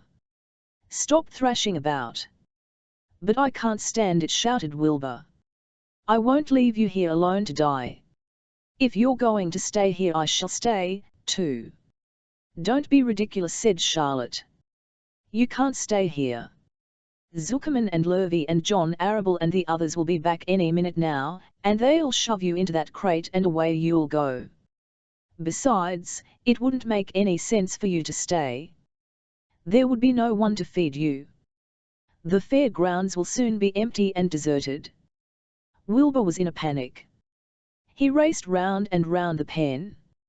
Suddenly he had an idea. He thought of the egg sack and the 514 little spiders that would hatch in the spring.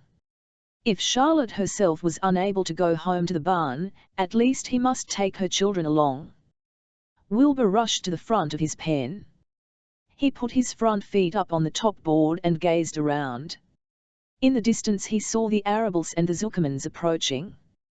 He knew he would have to act quickly. "Where's Templeton?" he demanded. "He's in that corner, under the straw, asleep," said Charlotte. Wilbur rushed over, pushed his strong snout under the rat, and tossed him into the air. "Templeton!" screamed Wilbur. "Pay attention!" The rat, surprised out of a sound sleep, looked first dazed then disgusted.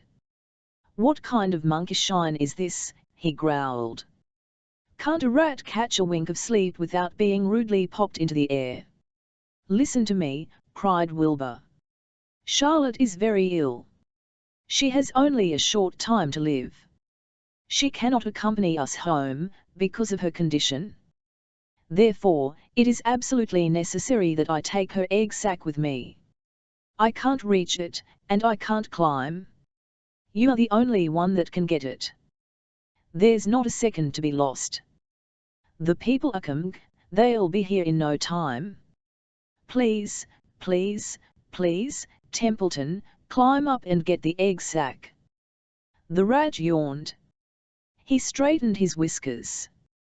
Then he looked up at the egg sack. "So," he said, in disgust. "So it's old Templeton to the rescue again, is it? Templeton do this, Templeton do that, Templeton please run down to the dump and get me a magazine clipping, Templeton please lend me a piece of string so I can spin a web." "Oh, hurry," said Wilbur. "Hurry up, Templeton." But the rat was in no hurry. He began imitating Wilbur's voice. "So it's honey up, Templeton, is it?" he said. "Ho, ho. And what thanks do I ever get for these services, I would like to know?" Never kind word for old Templeton, only abuse and wisecracks, goke, sarcastic remark, and side remarks. Never kind word for a rat. "Templeton," said Wilbur in desperation, "if you don't stop talking and get busy, all will be lost, and I will die of a broken heart. Please climb up." Templeton lay back in the straw. Lazily he placed his forepaws behind his head and crossed his knees, in an attitude of complete relaxation. "Die of a broken heart," he mimicked. "How touching! My. I notice that it's always me you come to when in trouble.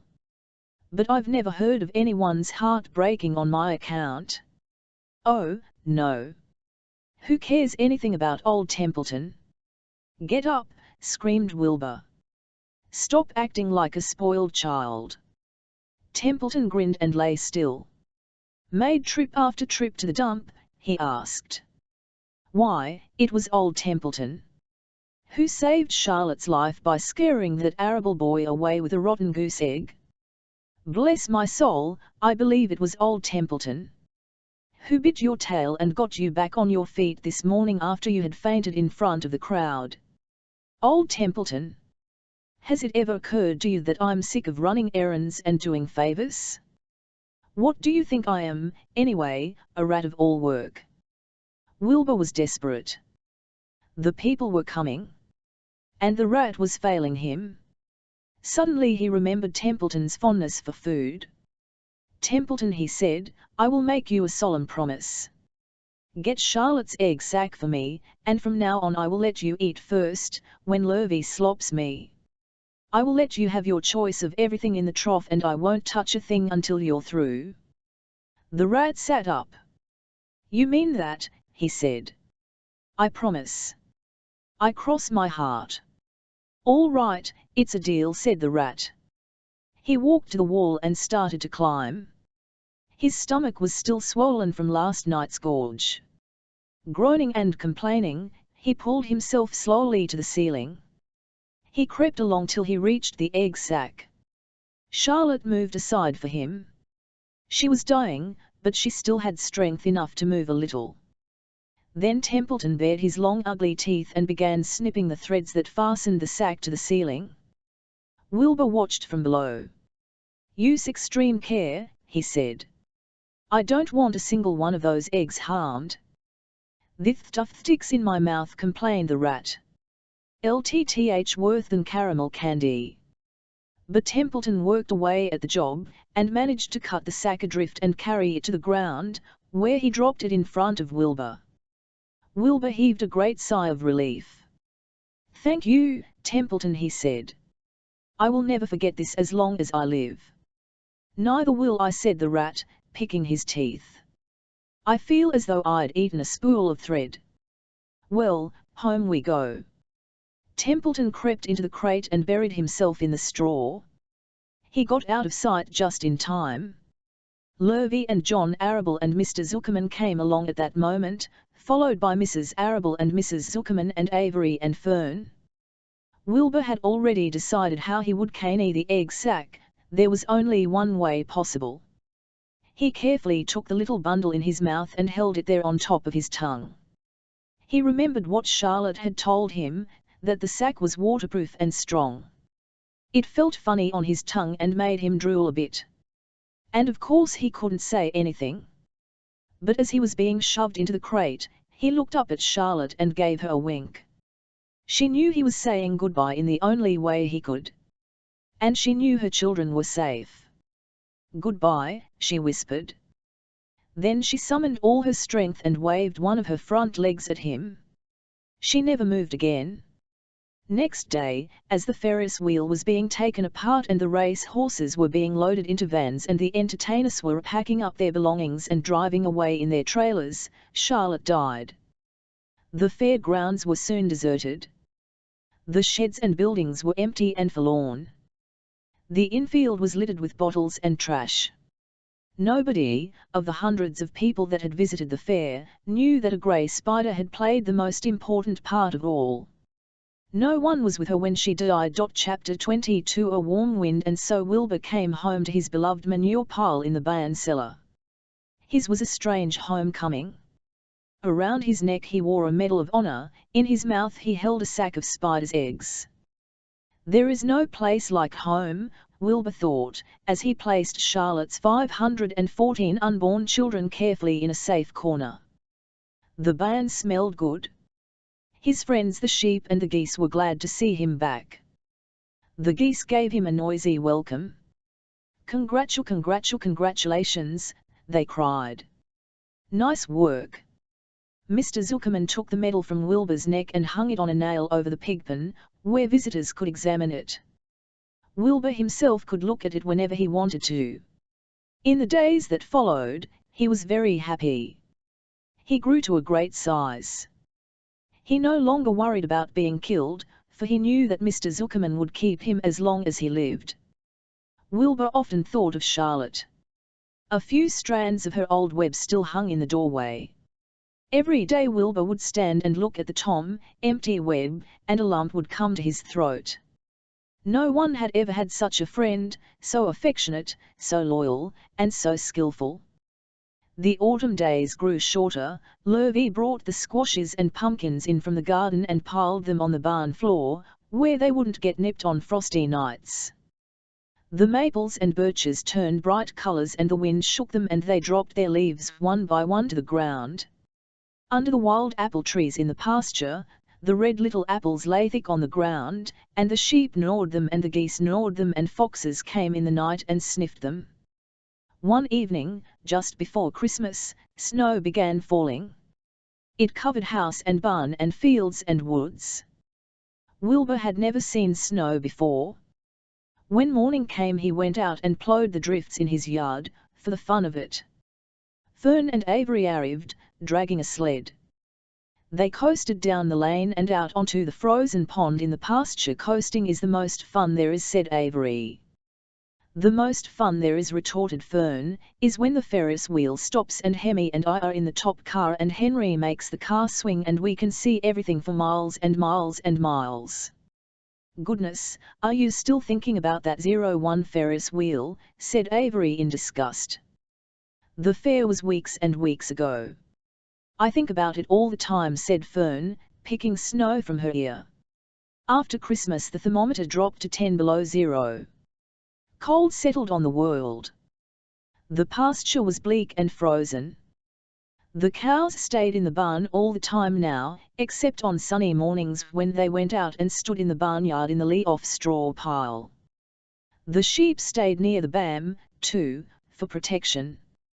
When they were thirsty they ate snow. The geese hung around the barnyard the way boys hang around a drug store, and Mr. Zuckerman fed them corn and turnips to keep them cheerful. Many, many, many thanks, they always said, when they saw food come. Templeton moved indoors when winter came. His ratty home under the pig trough was too chilly, so he fixed himself a cozy nest in the barn behind the grain bins. He lined it with bits of dirty newspapers and rags, and whenever he found a trinket or a keepsake he carried it home and stored it there. He continued to visit Wilbur 3 times a day, exactly at mealtime, and Wilbur kept the promise he had made. Wilbur let the rat eat first. Then, when Templeton couldn't hold another mouthful, Wilbur would eat. As a result of overeating, Templeton grew bigger and fatter than any rat you ever saw. He was gigantic. He was as big as a young woodchuck. The old sheep spoke to him about his size one day. You would live longer, said the old sheep, If you ate less. Who wants to live forever, sneered the rat. I am naturally a heavy eater and I get untold satisfaction from the pleasures of the feast. He patted his stomach, grinned at the sheep, and crept upstairs to lie down. All winter Wilbur watched over Charlotte's egg sack as though he were guarding his children. He had scooped out a special place in the manure for the sack, next to the board fence. On very cold nights he lay so that his breath would warm it. For Wilbur, nothing in life was so important as this small round object, nothing else mattered. Patiently he awaited the end of winter and the coming of the little spiders. Life is always a rich and steady time when you are waiting for something to happen or to hatch. The winter ended at last. I heard the frogs today, said the old sheep one evening. Listen. You can hear them now. Wilbur stood still and cocked his cars. From the pond, in shrill chorus, came the voices of hundreds of little frogs. Springtime, said the old sheep, thoughtfully. Another spring. As she walked away, Wilbur saw a new lamb following her. It was only a few hours old. The snows melted and ran away. The streams and ditches bubbled and chattered with rushing water. A sparrow with a streaky breast arrived and sang. The light strengthened, the mornings came sooner. Almost every morning there was another new lamb in the sheepfold. The goose was sitting on 9 eggs. The sky seemed wider and a wan wind blew. The last remaining strands of Charlotte's old web floated away and vanished. One fine sunny morning, after breakfast, Wilbur stood watching his precious sack. He wasn't thinking of anything much. As he stood there, he noticed something move. He stepped closer and stared. A tiny spider crawled from the sack. It was no bigger than a grain of sand, no bigger than the head of a pin. Its body was grey with a black stripe underneath. Its legs were grey and tan. It looked just like Charlotte. Wilbur trembled all over when he saw it. The little spider waved at him. Then Wilbur looked more closely. 2 more little spiders crawled out and waved. They climbed round and round on the sack, exploring their new world. Then 3 more little spiders. Then 8. Then 10. Charlotte's children were here at last. Wilbur's heart pounded. He began to squeal. Then he raced in circles, kicking manure into the air. Then he turned a backflip.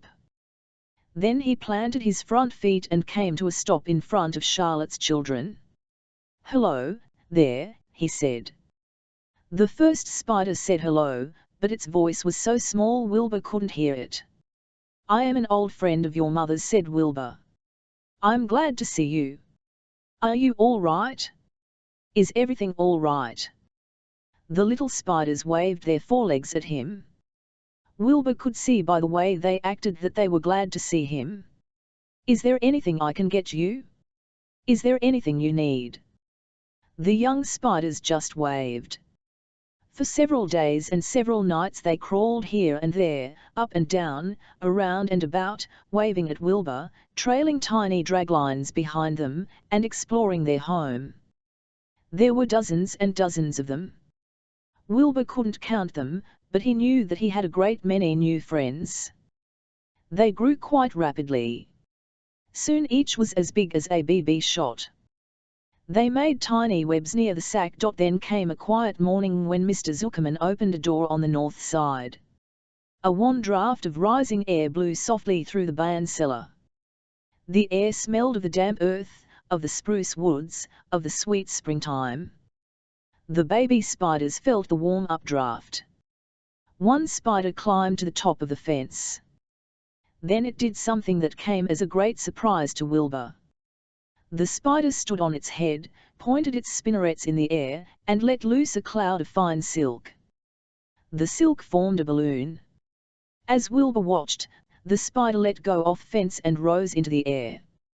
"Goodbye," it said, as it sailed through the doorway. "Wait a minute," screamed Wilbur. "Do you think you're going?" But the spider was already out of sight. Then another baby spider crawled to the top of the fence, stood on its head, made a balloon, and sailed away. Then another spider. Then another. The air was soon filled with tiny balloons, each balloon carrying a spider. Wilbur was frantic. Charlotte's babies were disappearing at a great rate. "Come back, children," he cried. "Goodbye," they called. "Goodbye, goodbye." At last one little spider took time enough to stop and talk to Wilbur before making its balloon. "We're leaving here on the warm-up draft. This is our moment for setting forth. We are aeronauts and we are going out into the world to make webs for ourselves." "But where?" asked Wilbur. "Wherever the wind takes us. High, low. Near, far. East, west. North, south. We take to the breeze, we go as we please." "Are all of you going?" asked Wilbur. "You can't all go. I would be left alone, with no friends. Your mother wouldn't want that to happen, I'm sure." The air was now so full of balloonists that the Bayansela looked almost as though a mist had gathered. Balloons by the dozen were rising, circling, and drifting away tln off the door, sailing off on the gentle wind. Cries of "goodbye, goodbye, goodbye" came weakly to Wilbur's ears. He couldn't bear to watch any more. In sorrow he sank to the ground and closed his eyes. This seemed like the end of the world, to be deserted by Charlotte's children. Wilbur cried himself to sleep. When he woke it was late afternoon. He looked at the egg sack. It was empty. He looked into the air. The balloonists were gone. Then he walked drearily to the doorway, where Charlotte's web used to be. He was standing there, thinking of her, when he heard a small voice. "Salutations," it said. "I'm up here." "So am I," said another tiny voice. "So am I," said a third voice. "Three of us are staying. We like this place, and we like you." Wilbur looked up. At the top of the doorway 3 small webs were being constructed. On each web, working busily, was one of Charlotte's daughters. "Can I take this to mean," asked Wilbur, "that you have definitely decided to live here in the Bayansela, and that I am going to have 3 friends?" "You can indeed," said the spiders. "What are your names, please?" asked Wilbur, trembling with joy. "I'll tell you my name," replied the first little spider, "if you'll tell me why you are trembling." "I'm trembling with joy," said Wilbur. "Then my name is Joy," said the first spider. "What was my mother's middle initial?" asked the second spider. "A," said Wilbur. "Then my name is Arania," said the spider. "How about me?" asked the third spider. "Will you just pick out a nice sensible name for me, something not too long, not too fancy, and not too dumb?" Wilbur thought hard. "Nellie," he suggested. "Fine, I like that very much," said the third spider. "You may call me Nellie." She daintily fastened her orb line to the next spoke of the web. Wilbur's heart brimmed with happiness. He felt that he should make a short speech on this very important occasion. "Joy. Arania. Nellie," he began. "Welcome to the Bayansela. You have chosen a hallowed doorway from which to string your webs. I think it is only fair to tell you that I was devoted to your mother. I owe my very life to her. She was brilliant, beautiful, and loyal to the end. I shall always treasure her memory. To you, her daughters, I pledge my friendship, forever and ever." "I pledge mine," said Joy. "I do, too," said Arania. "And so do I," said Nellie, who had just managed to catch a small gnat. It was a happy day for Wilbur. And many more happy, tranquil days followed. As time went on, and the months and years came and went, he was never without friends. Fern did not come regularly to the barn anymore. She was growing up, and was careful to avoid childish things, like sitting on a milk stool near a pigpen. But Charlotte's children and great-grandchildren, year after year, lived in the doorway. Each spring there were new little spiders hatching out to take the place of the old. Most of them sailed away, on their balloons. But always 2 or 3 stayed and set up housekeeping in the doorway. Mr. Zuckerman took fine care of Wilbur all the rest of his days, and the pig was often visited by friends and admirers, for nobody ever forgot the year of his triumph and the miracle of the web. Life in the barn was very good, night and day, winter and summer, spring and fall, dull days and bright days. It was the best place to be, thought Wilbur, this warm delicious cellar, with the garrulous geese, the changing seasons, the heat of the sun, the passage of swallows, the nearness of rats, the sameness of sheep, the love of spiders, the smell of manure, and the glory of everything. Wilbur never forgot Charlotte. Although he loved her children and grandchildren dearly, none of the new spiders ever quite took her place in his heart. She was in a class by herself. It is not often that someone comes along who is a true friend and a good writer. Charlotte was both. End.